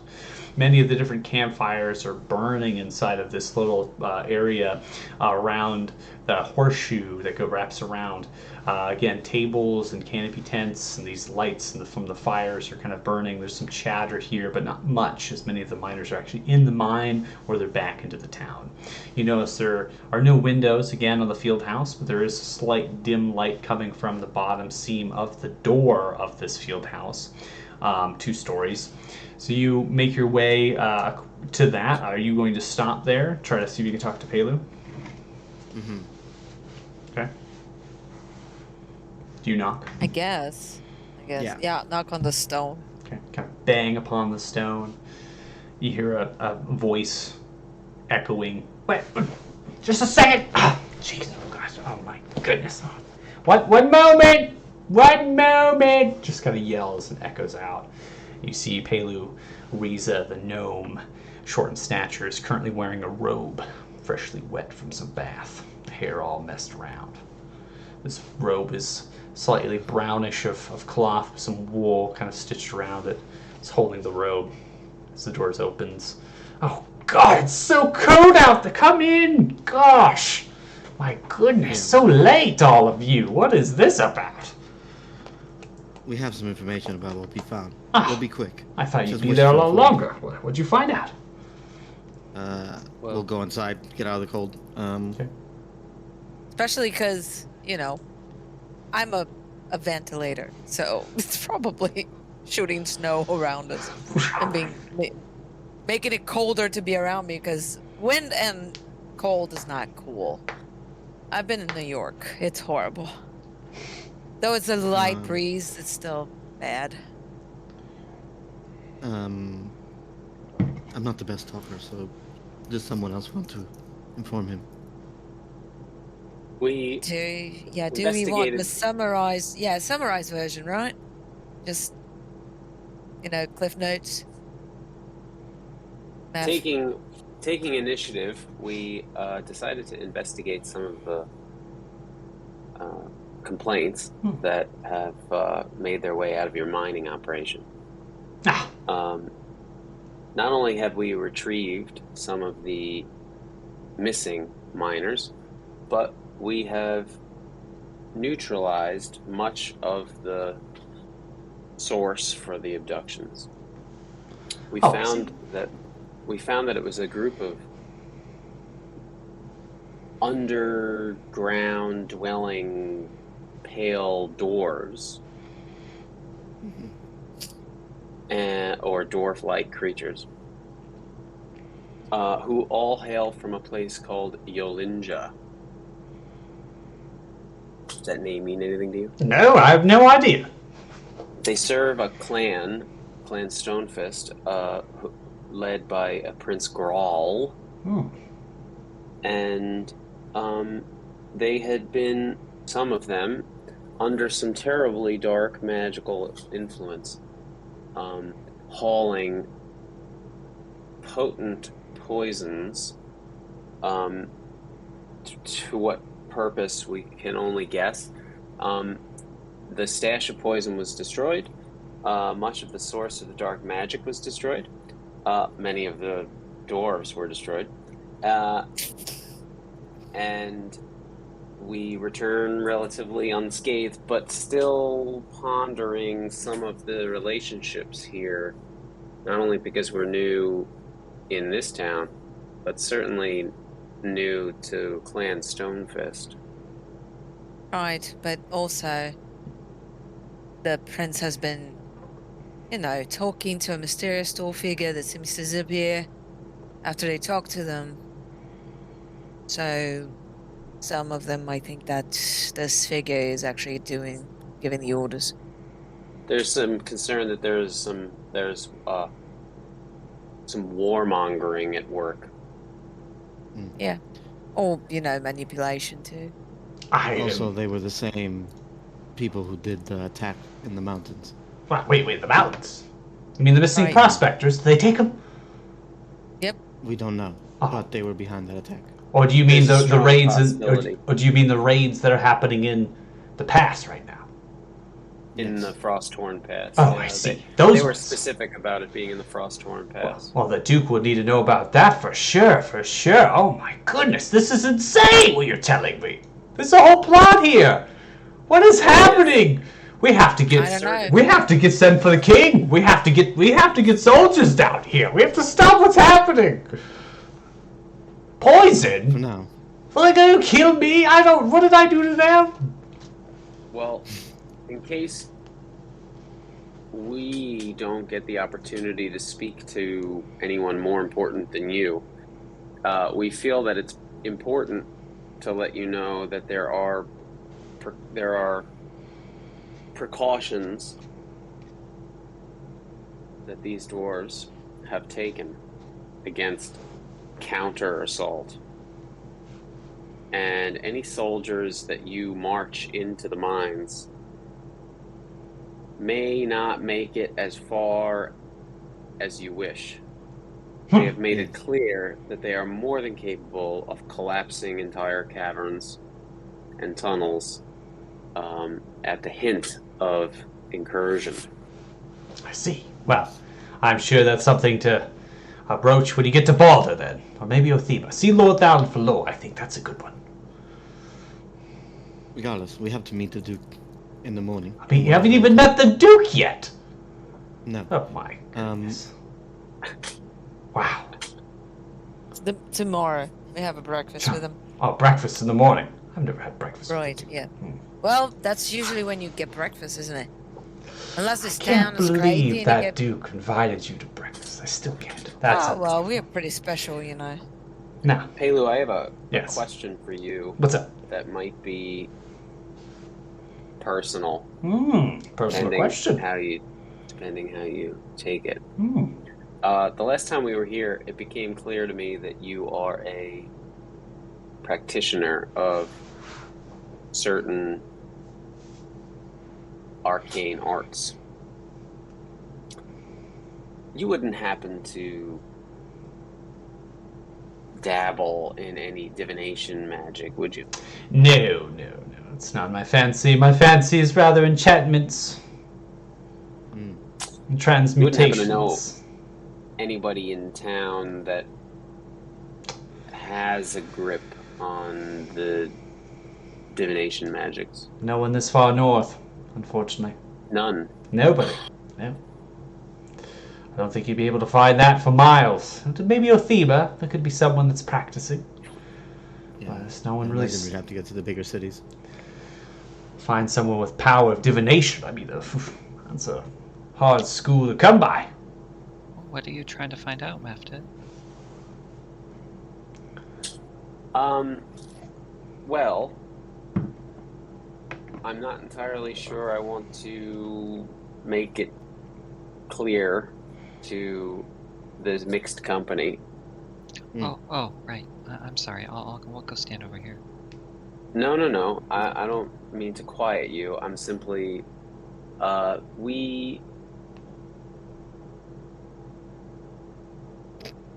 do I phrase this? Do you have a ring Amos, expert? A ring expert? I'm sure that the memory of what we found, Amos, is still ringing in your ears. Oh, yeah. There were a lot of dead bodies. Dead bodies, my goodness. Yes. I'm just so grateful that you all survived the ordeal. I am. They're amazing, and we have the chosen one, so... And the chosen ones. You are indeed the chosen ones. Perhaps No, that's we have something the to chosen celebrate one. with Barlow and the Frosty Ale Tavern. It- Here, I'll give you some listen. coin for drinks tonight. I imagine you. It's deserve pointless it. to try to say that there's not one chosen one. I've tried so many times and never worked. So, He you know, even mate, said just... he is. Right? Like, who are we to question it? If you said you were the chosen one, I would believe you. Look, I would be more into having a very intense discussion about this, but I'm currently quite wet. I'm in my robe. I was just taking a bath. And as much as I want to continue this conversation with you all, I would rather get back to my bath and go to bed. So, Yeah, so sorry. You're looking for a rings expert. Well, I am actually schooled in fine jewelry appraisals. That's why I got into this business. I was a trader before. You have something I can take a look at then? Yes. Maybe maybe- keep that for maybe- someone who can actually do the magic you're looking for. Master. Right. I'd Yeah. happily create an illusory image of the ring. Good job. But, Good, yeah. good call. Takes a little scope out and begins to look at it. I'm not Under- entirely sure how perfect the replication So you of see, that type of illusion magic is. holding out in the left hand, a light spell. As he's kind of getting extra light to shine upon this with the scope that he's looking through and looks at the ring. That is quite interesting indeed. Well, if I had anything to say, that ring is magical. Wow, We got really? that from the Yes. glow. Oh, well, just from looking at it. See, if you stare actually in the crystal here, this gem that's inlaid there, you see that the band goes across where there is a name in there. It's very small, a small inscription of a name. Slight glow to it too. Very Can interesting. you read it? Ah, yes, I've read it. What does it say? It says Silverbark. Of course. That's course it's the not answer that. we're looking for. Thank you very much, Palu. That was so helpful. You're welcome. Anyways, I would be glad to purchase this ring off of you. It seems quite valuable, and I'm sure you all could use the coin. How about 5,000 gold pieces sound? For the Something. ring? Of course. 5,000. That's quite a good deal. I wouldn't wipe my ass with a note for 5,000. Oh my, so rude you are. Oh No, my why would anybody gosh. want to do that? You'd you- ruin the note. You take. Frankly, I'm insulted. Well, frankly, I am appalled. You've come into my field house at the what hour is it? And Well, you scoff at my pay. Yeah, I didn't even have to look at this ring, to be honest with you. Come on, what is this? We thank you so much for your offer. It was a delightful offer. We don't mean to offend. I will happily apologize on behalf of Cora for any offense that may have been given. I realize Cora may not want me to apologize, but nonetheless, it happened. So, Look, here's some coin. I Here's I some accept coin. your apology. Moves over to the desk and grabs a few coin off the table. No, It's 5 so- gold so- pieces. That'll get you some drinks for the night. Tell Barlow I said hi. Get some drinks, get some rest. Obviously, you all are quite, angry. I mean, you've been through quite, the ordeal. I understand. Very tired. Get a rest. See the Duke in the morning. Breakfast should be good. I've heard it's great. I've never been. I'm in a fish fly bath. Shut the door on the way out. Salty about that.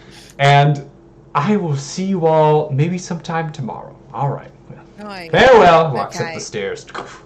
Lavender's good. The smell for bath salts. I'll just get out. As we leave, I'm gonna leave the door cracked just a little bit, so there's. Oh no! Super cold in here. Poor guy. Why are we bullying him? Okay. 5,000 I don't know. gold. He's funny. I like it. I like him. Where are we Right, headed so next? we So don't- this thing must be. We So should we go don't- rest. them. So here's the thing. We agree we don't want to sell the cursed ring, right? It's Not for cursed. 5,000. Yes. Well, not Well, for Actually, any money. I don't mind. 5,000. I don't mind that we might disagree on the price we are looking for, but certainly we shouldn't sell it until we understand What it is, yeah. what it does.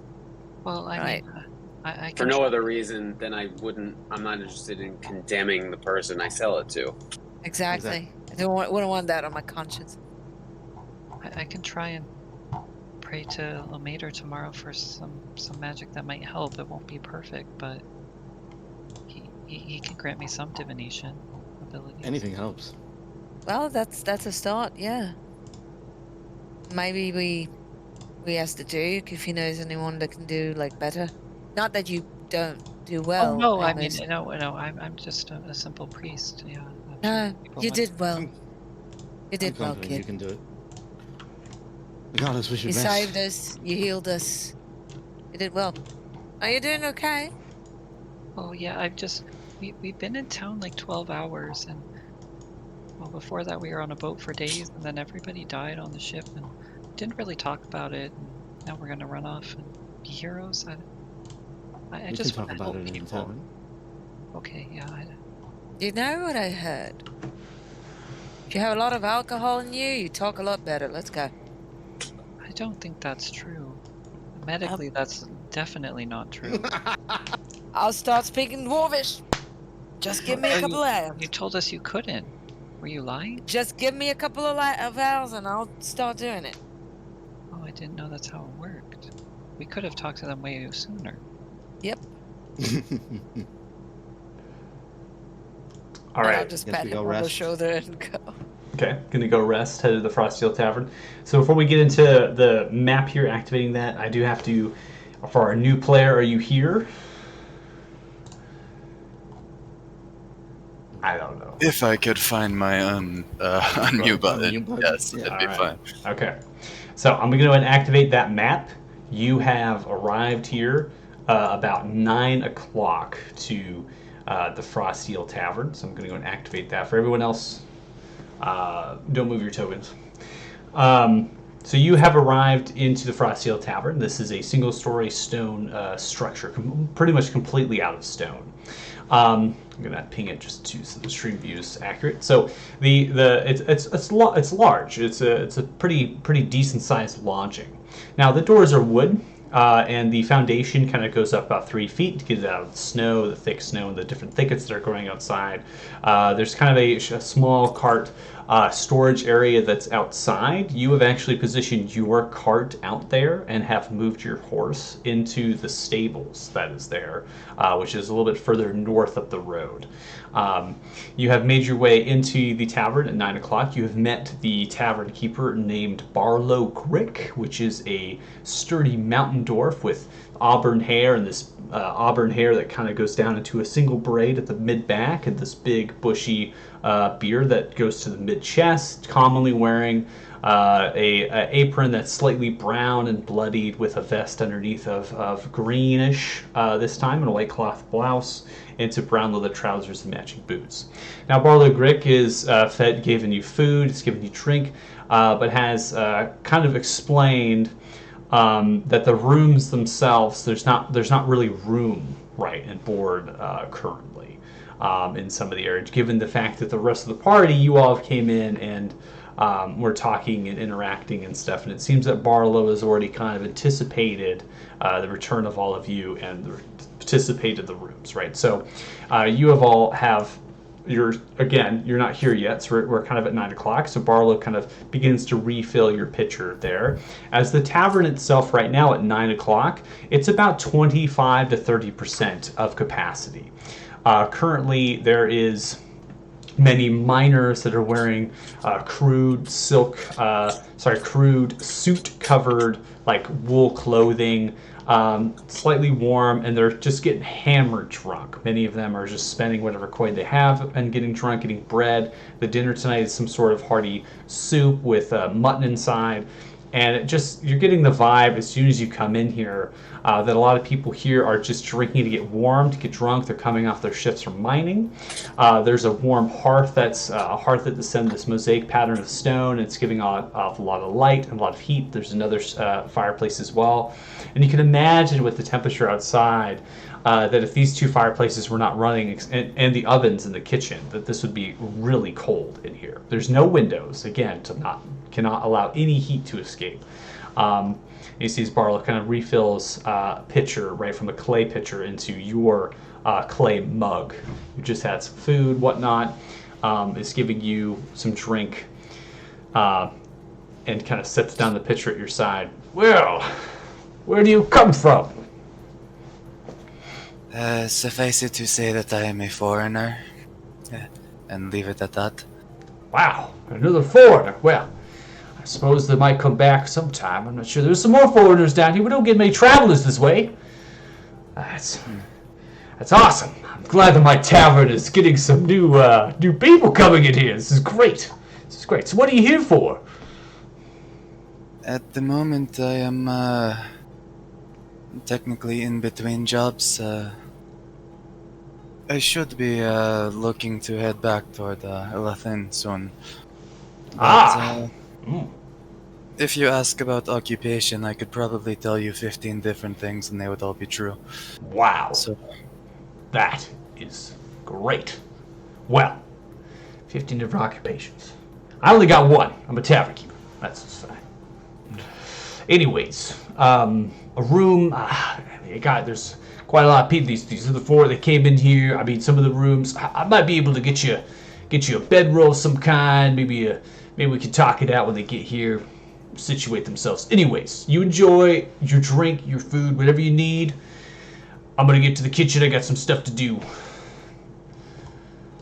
as he steps away, Anthem kind of takes his hands along the top of the mug and just spins it in circles for probably around 15 minutes, just staring into it and looking like minor league depressed.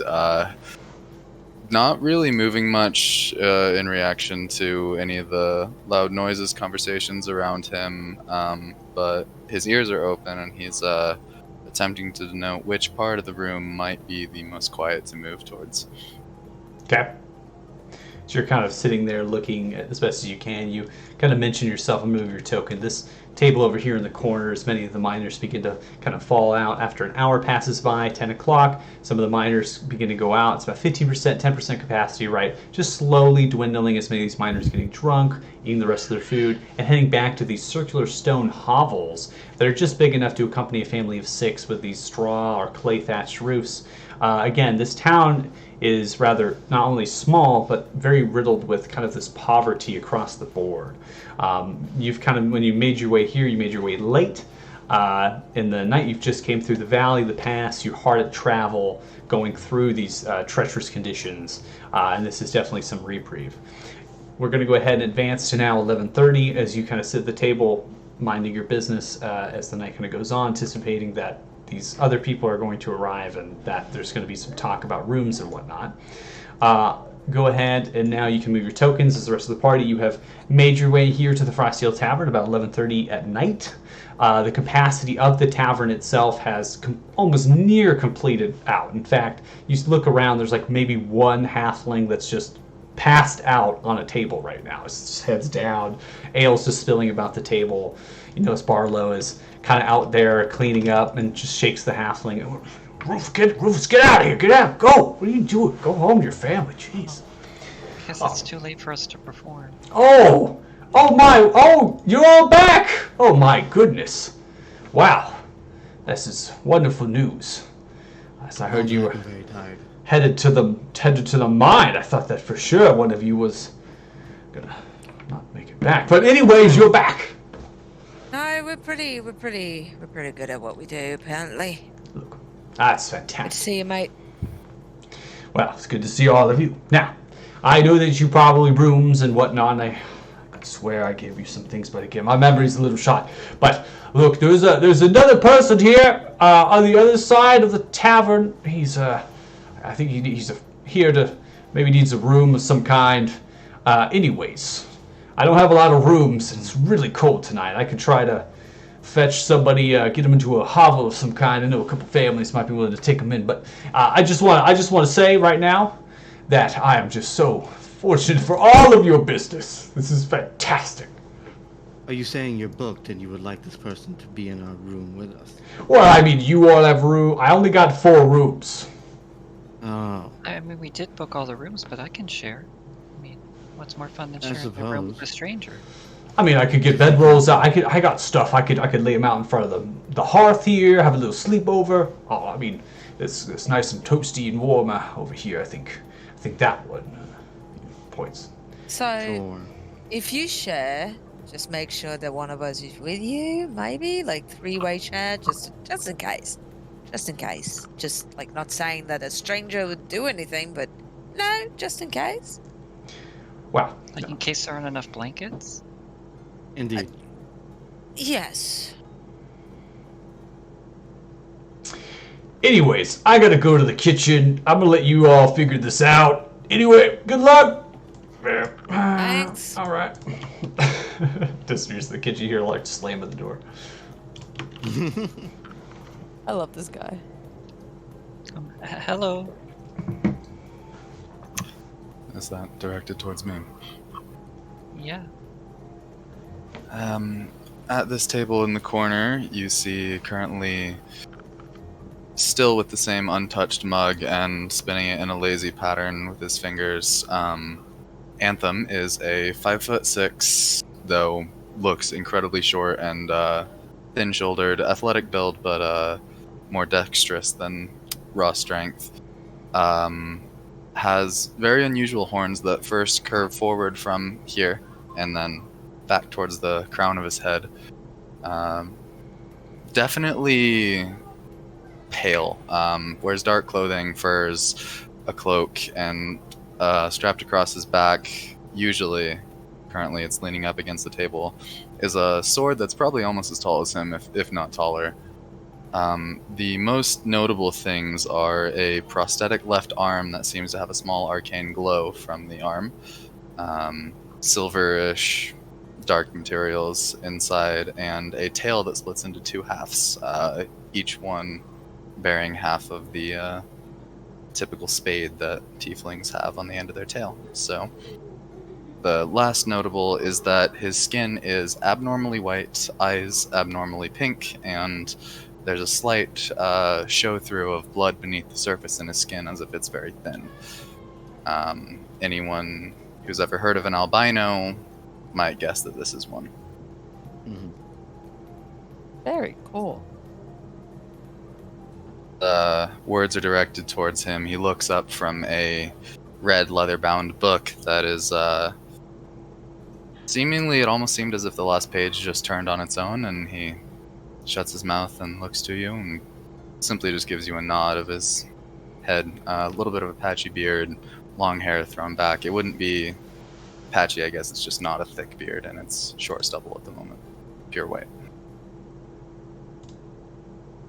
Right, so our mate there said that you're looking for a room. We kind of booked all of them, so I guess one of us is going to offer if you want to bunker up. It's not going to be me. I kind of like my space, but you know. I appreciate that you would be willing to share with a complete stranger. Is there anything I mean to the rest of you? Well, Not that, you know. Pleasure would be all mine. Yeah, and you know what they say, right? A stranger's just a friend that you haven't had the opportunity to meet yet. You're too good for this world, kid. And kind of recoils a bit, and there's a look like, that might not be true. I also will give each of you a chance if you want to describe your characters too, since he does not know what you all look like. Yeah, so if you want that's to, true. maybe brief, just keep it simple. Let's go ahead and start with the one that addressed me first. Amos, I think? Oh, great. Yeah, so Amos, he's just would be a little bit taller, it seems like, than Anthem. He's 5'7", light tan skin. He's young, looks around 16, 17 years of age. Has a bright smile on now, but when he came in, he did seem a bit downcast. Doesn't have any visible weapons. He does have some bright and kind of almost blood red ribbons tied around his wrists. And beyond that, then also has a leather corded necklace, and that has a large leather pouch at the end. But beyond that, he has simple clothes. So I guess now we have furs, courtesy of our lovely barkeep. So we all are wearing those now. Take them off, but yeah, he definitely seems the least, I guess, well-traveled of the group. Seems like a fair assessment. He's just smiling happily at you. And race? Human, right? Yeah. Oh yeah, human. Yep. Human. Well, to you really quickly, I will introduce myself. My name is Anthem, and obviously I'm looking for a room. If there's anything I can do to the rest to assure you that I will not be a poor companion for the night, I would be happy to do so. Do you wish to simply ignore each other's presence, or would you like to introduce all ourselves to each other and become more comfortable with the thought of me. Kind of posed this question towards the whole group to see if the vibe from Amos is matching the rest of the group. Oh, name's Zephyr. Sorry about, saying that I don't want to share. It's just, I don't know you. It's kind of like, common sense. But I'm sure if I get to know you, I might change my mind. But for now, it's kind of like how it is. And you see a 6'1", blue-skinned, blue-eyed, white-haired Air Genasi, and you see. Not sure if you've ever seen Genasi before, but the thing that strikes as weird is that there's always like a light breeze that is pushing one of his like hair strands back. It's always like, and if you're around him, you always feel this light breeze, as if like there's a small low-powered ventilator always around him. Wearing very fancy leather armor. There's like a trench coat that goes and opens down to the sides, are very well made. Inside there's a vest, also leather, with some belts. It's very fashionable. So it's clearly leather armor. On his left side there's a rapier with a beautifully made hilt with some blue details, almost like clout wisps from the metals. Very, very well done. But yeah, this is a brief description. You see a tall, very tall human woman, very muscly, with long, dirty blonde hair with, I would say, some golden highlights. Her eyes are a gold amber type color. She has blood red tattoos on her arms, sort of in that Nordic style. On her back is also a great sword that is probably way too big for her, but she right now just seems very cautious, to say the least.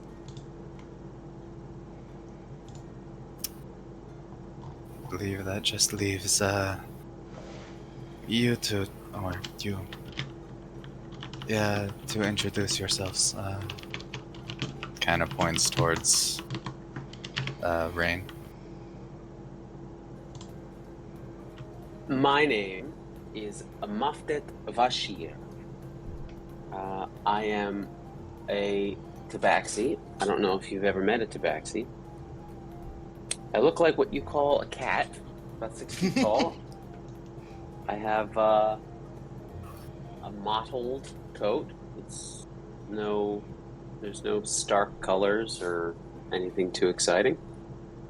He wears a collection of very shabby clothing, now including some reluctantly donned furs of other animals, which is a strange thing for him to do. He also wears a lot of jewelry, none of which is fine, none of which is of precious metals, all of which is of either bones or rocks or very crudely painted rawhides. He carries a pouch. He has very sharp claws, and he will walk unbearably close to you and extend a hand in the fashion that he has seen people do here, to shake a hand. Anthem gives it a curious glance and stops spinning the cup for a second and just places his hand in it as if unsure, and then retracts. Mafdet pulls it in real close. Oh! Whips, Oh, no. like just draws this really long breath in to gather whatever kind of scent off of you that he can. He's getting to know you. Yeah, horsehair. There's definitely a little bit of uncomfortability, but he doesn't seem exactly scared. Probably been on the road a long time, so he smells like a lot of different places. Mm. The hand has a little bit of just a tasteful amount of salty sweat on it. Oh, it's perfectly balanced. I would be delighted if you'd like to room with me. I have never seen strangers so taken with me, actually. May He's I like that with ask? everyone. Okay, so may I ask exactly what is your purpose here? I would assume that you are here for some sort of business, and this is not just a reluctantly large harem that I am being inducted into.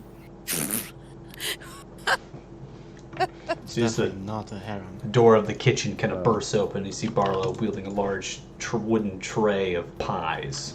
Small little tartlet pies. He begins to waddle over to you, balancing the whole tray, and sits it down on the table and pushes many different things off to the sides. I thought for this occasion I'd bring out some pies. I mean, this seems like a good occasion for it. Obviously, I'm really causing some problem with not having enough rooms here, and I feel like it's necessary. Anyways, they are a juniper cherry pie.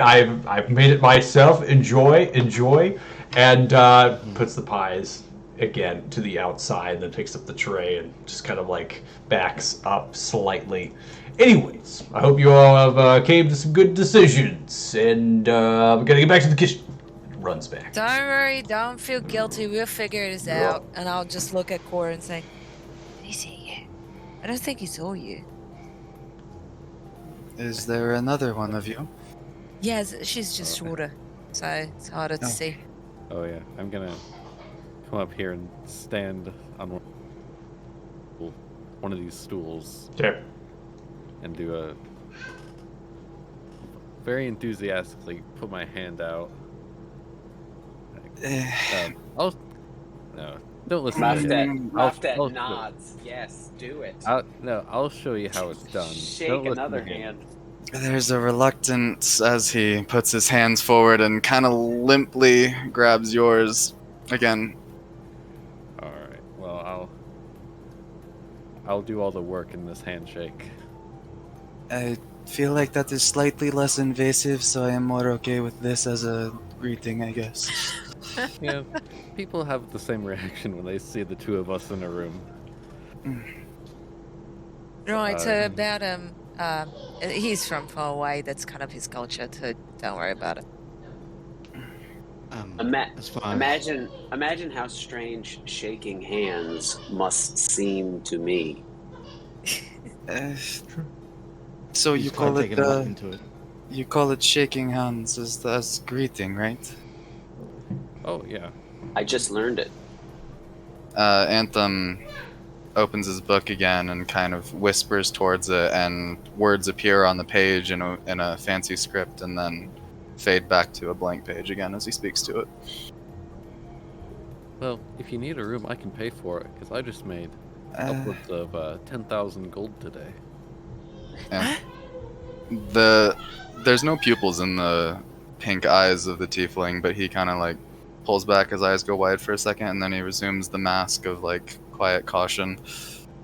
I would prefer to pay my own way through my life because I am capable of doing so, but the offer is appreciated. Well, that suits me fine too. Also, Good to Cora, me. there are no rooms, Cora. We took them all. Well, if he So where doesn't did you know find that, 10,000 then I gold don't- pieces, Cora? That's incredible.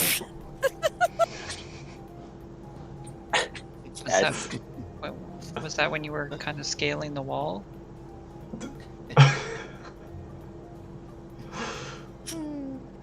Really, if But you there's do not have the money, I am fine to pay for it. I can No, pay we for the can- whole room. I don't Oh no, care. I paid for the rooms. Like you're more than welcome to share one. I'll trade the room for a Yes. whole nother tavern. The ring for a whole nother tavern. There'll be plenty of rooms. Yes, I am sure this is possible. Look, I was debating between taking time to He looks down and seems to change his mind on saying something. I would be happy to take a room with you and give you any sort of precautions necessary, as long as you promise not to steal my sword, maybe collateral. I could give you my weapon so you know I would not shank you in the night, and you possibly give me something of value, and we sleep with each other's items as collateral for safety. No need. As long as you don't sleep in the same room as her, nothing should be stolen from you. And I point You to should be Cora. fine. Yeah. You should be fine. If you'd like, you can take a room with me or with Amos here. He's quite amenable. I can see. I would hope that the bodily harm section would be agreed upon by all roommates, as I am not quite in place to lose another limb. And holds up the prosthetic arm, which kind of jerks to life and shakes upward. It's not exactly like rickety and slow, but it has a couple of hitches in its motion. So, two things. Is your arm, like your arm's glowing? Since Mhm. that's interesting. Second thing, did the book just write itself? Like you whispered to it and its words just appeared on the page? Yes, but it only works for specific language, voice, and script, so it has taken a long time to learn, as if learning to write again, essentially. I do not know how much you wish to know about me, but I am many things, but primarily a traveling storyteller, and this is how I record things that are interesting to me. Did you lose the arm you used to be proficient in?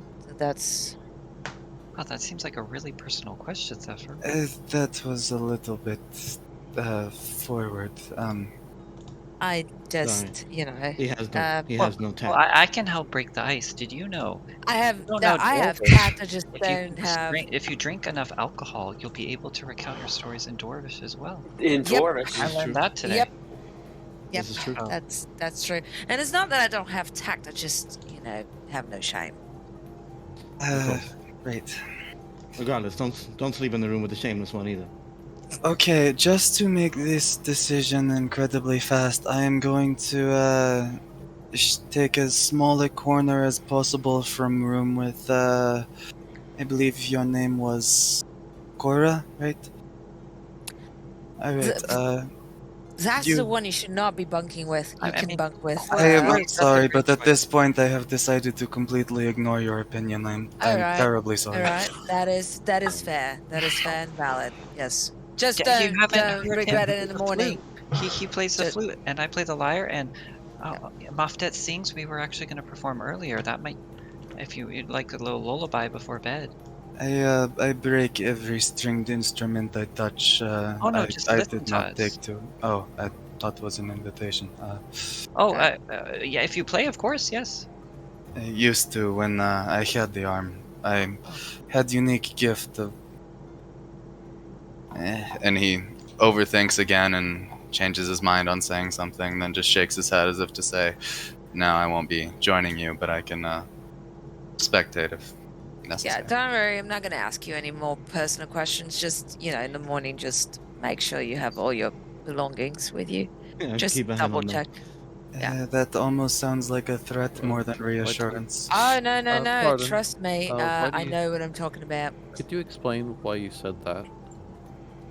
Yeah. I don't quite understand. Well, because sometimes people in the middle of the night have, you know, fast hands and nimble hands. People like who? You know, pirate. people in general. A pirate, maybe. Yeah. Pirate. Yep. But we don't know any pirates, do we?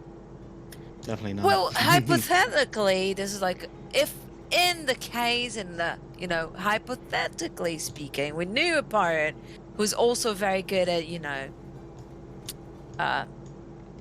indefinitely boring things. But you know, you pirates should don't really be. hang out on land, right? They're mainly on the sea. So I think that. Yeah, sometimes I gotta Pirates learn to should get be okay. drunk and learn Dwarvish. Okay.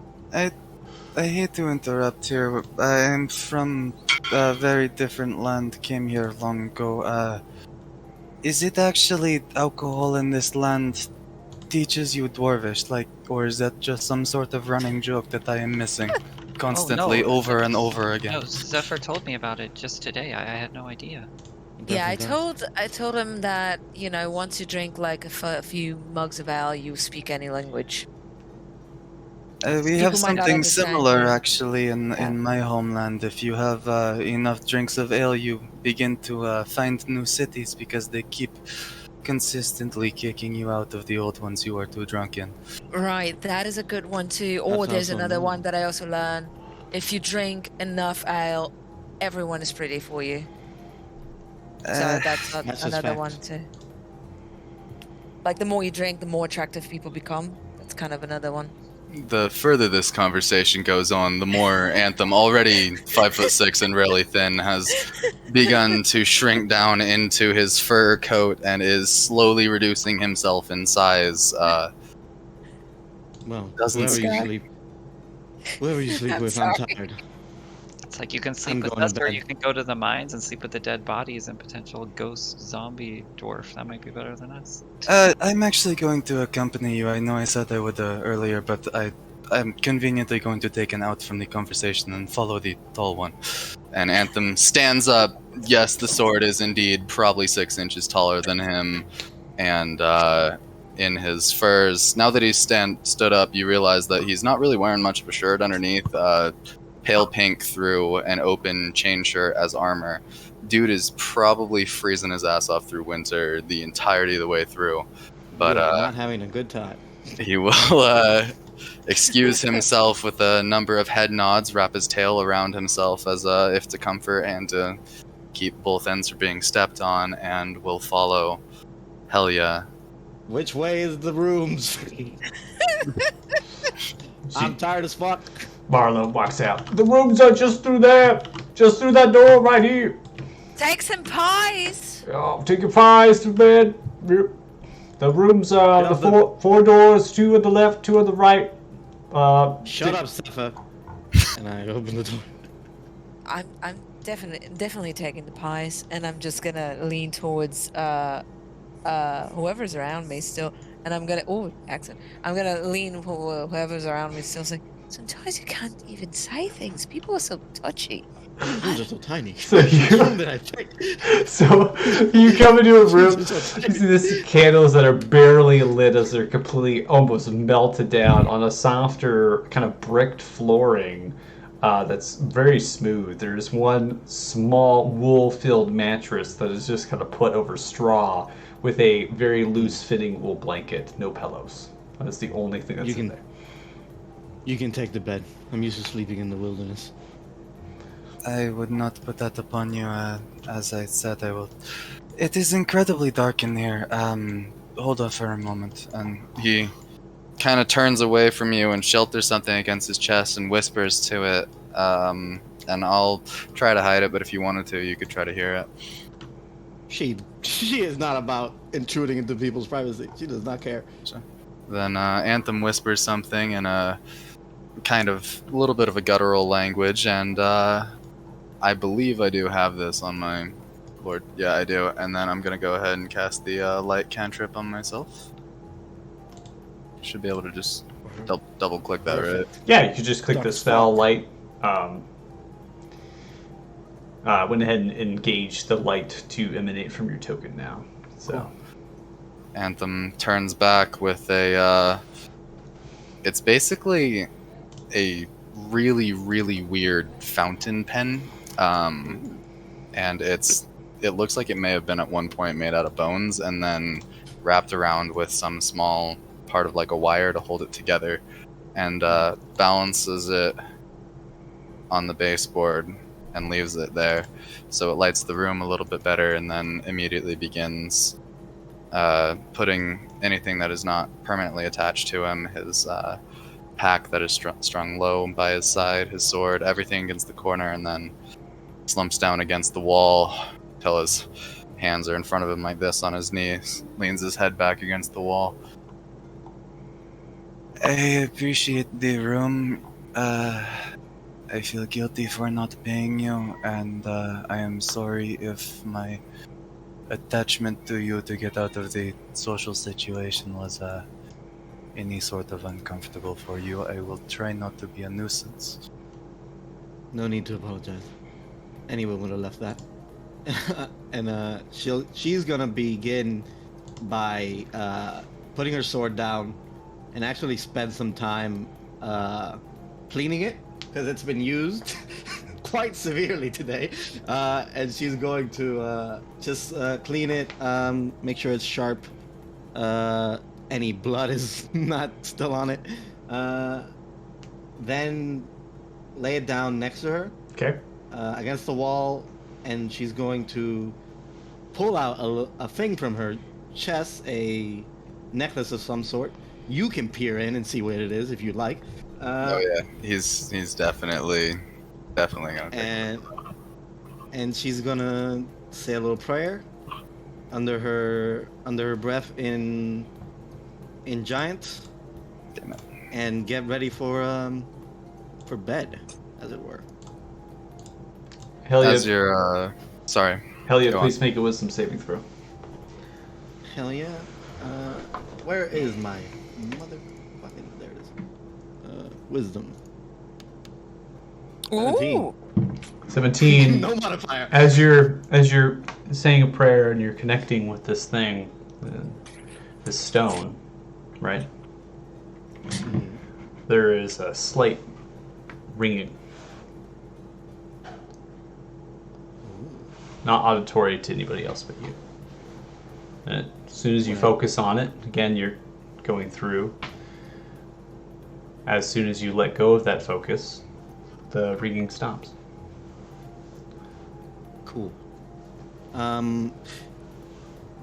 What did you roll to see? Oh yeah, I 'Cause can I'll roll. explain gladly. I can roll if you, perception. if you roll for good this. enough. Gotcha. Nope.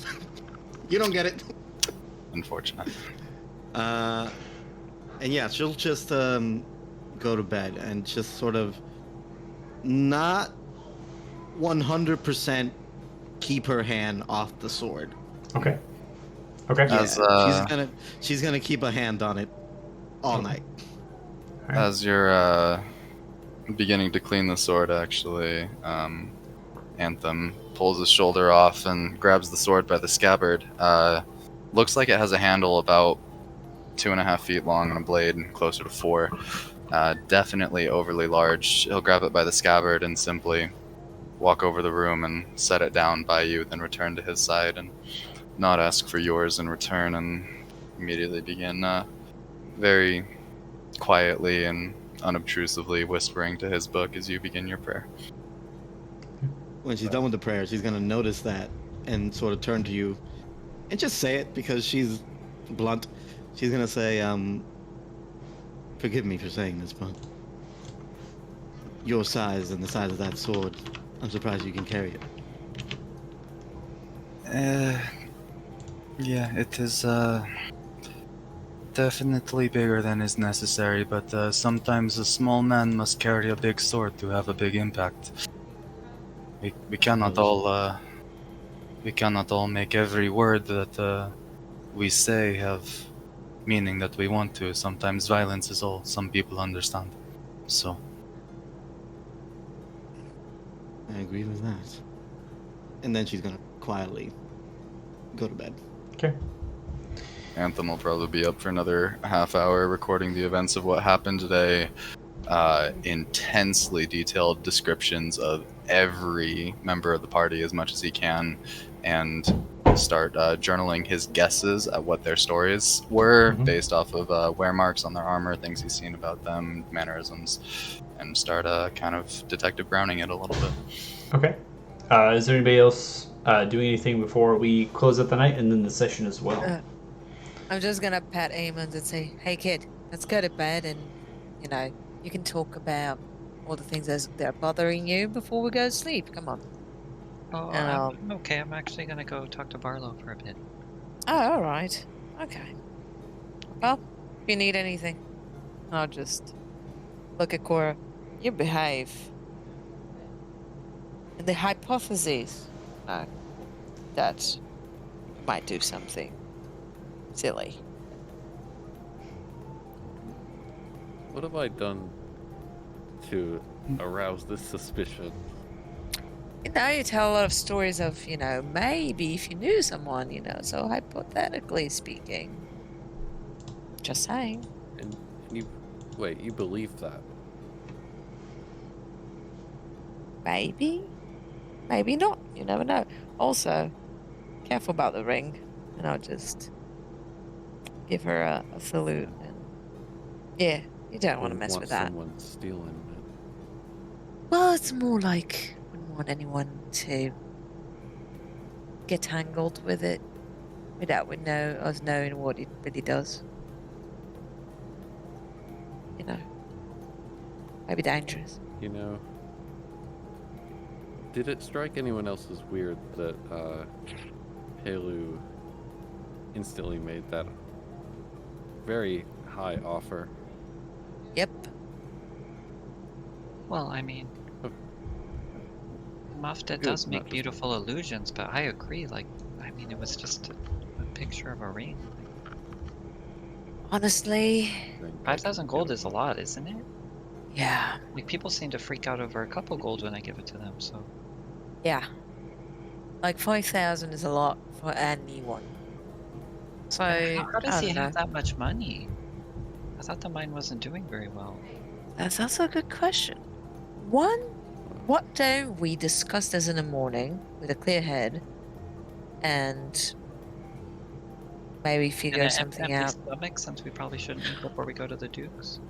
But this pie is really good. I'm going to take some. You're right, because if we eat the Duke breakfast, you're right.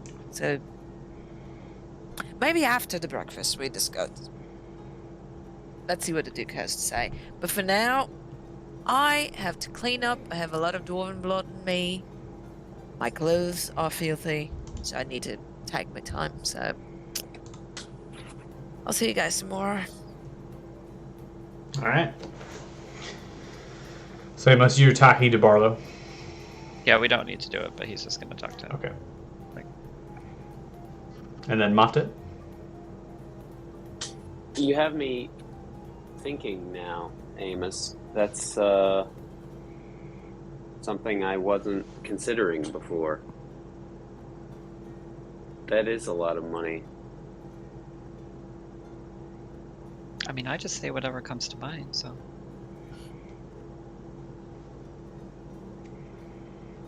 Initially, we resisted offending her, obviously, just because I think having her as a friend until she proves worthy of something else is beneficial to us. But that's an enormous amount of money. Pelu's a he, right? Just so I'm not wrong. Pela Riza Okay. is a he.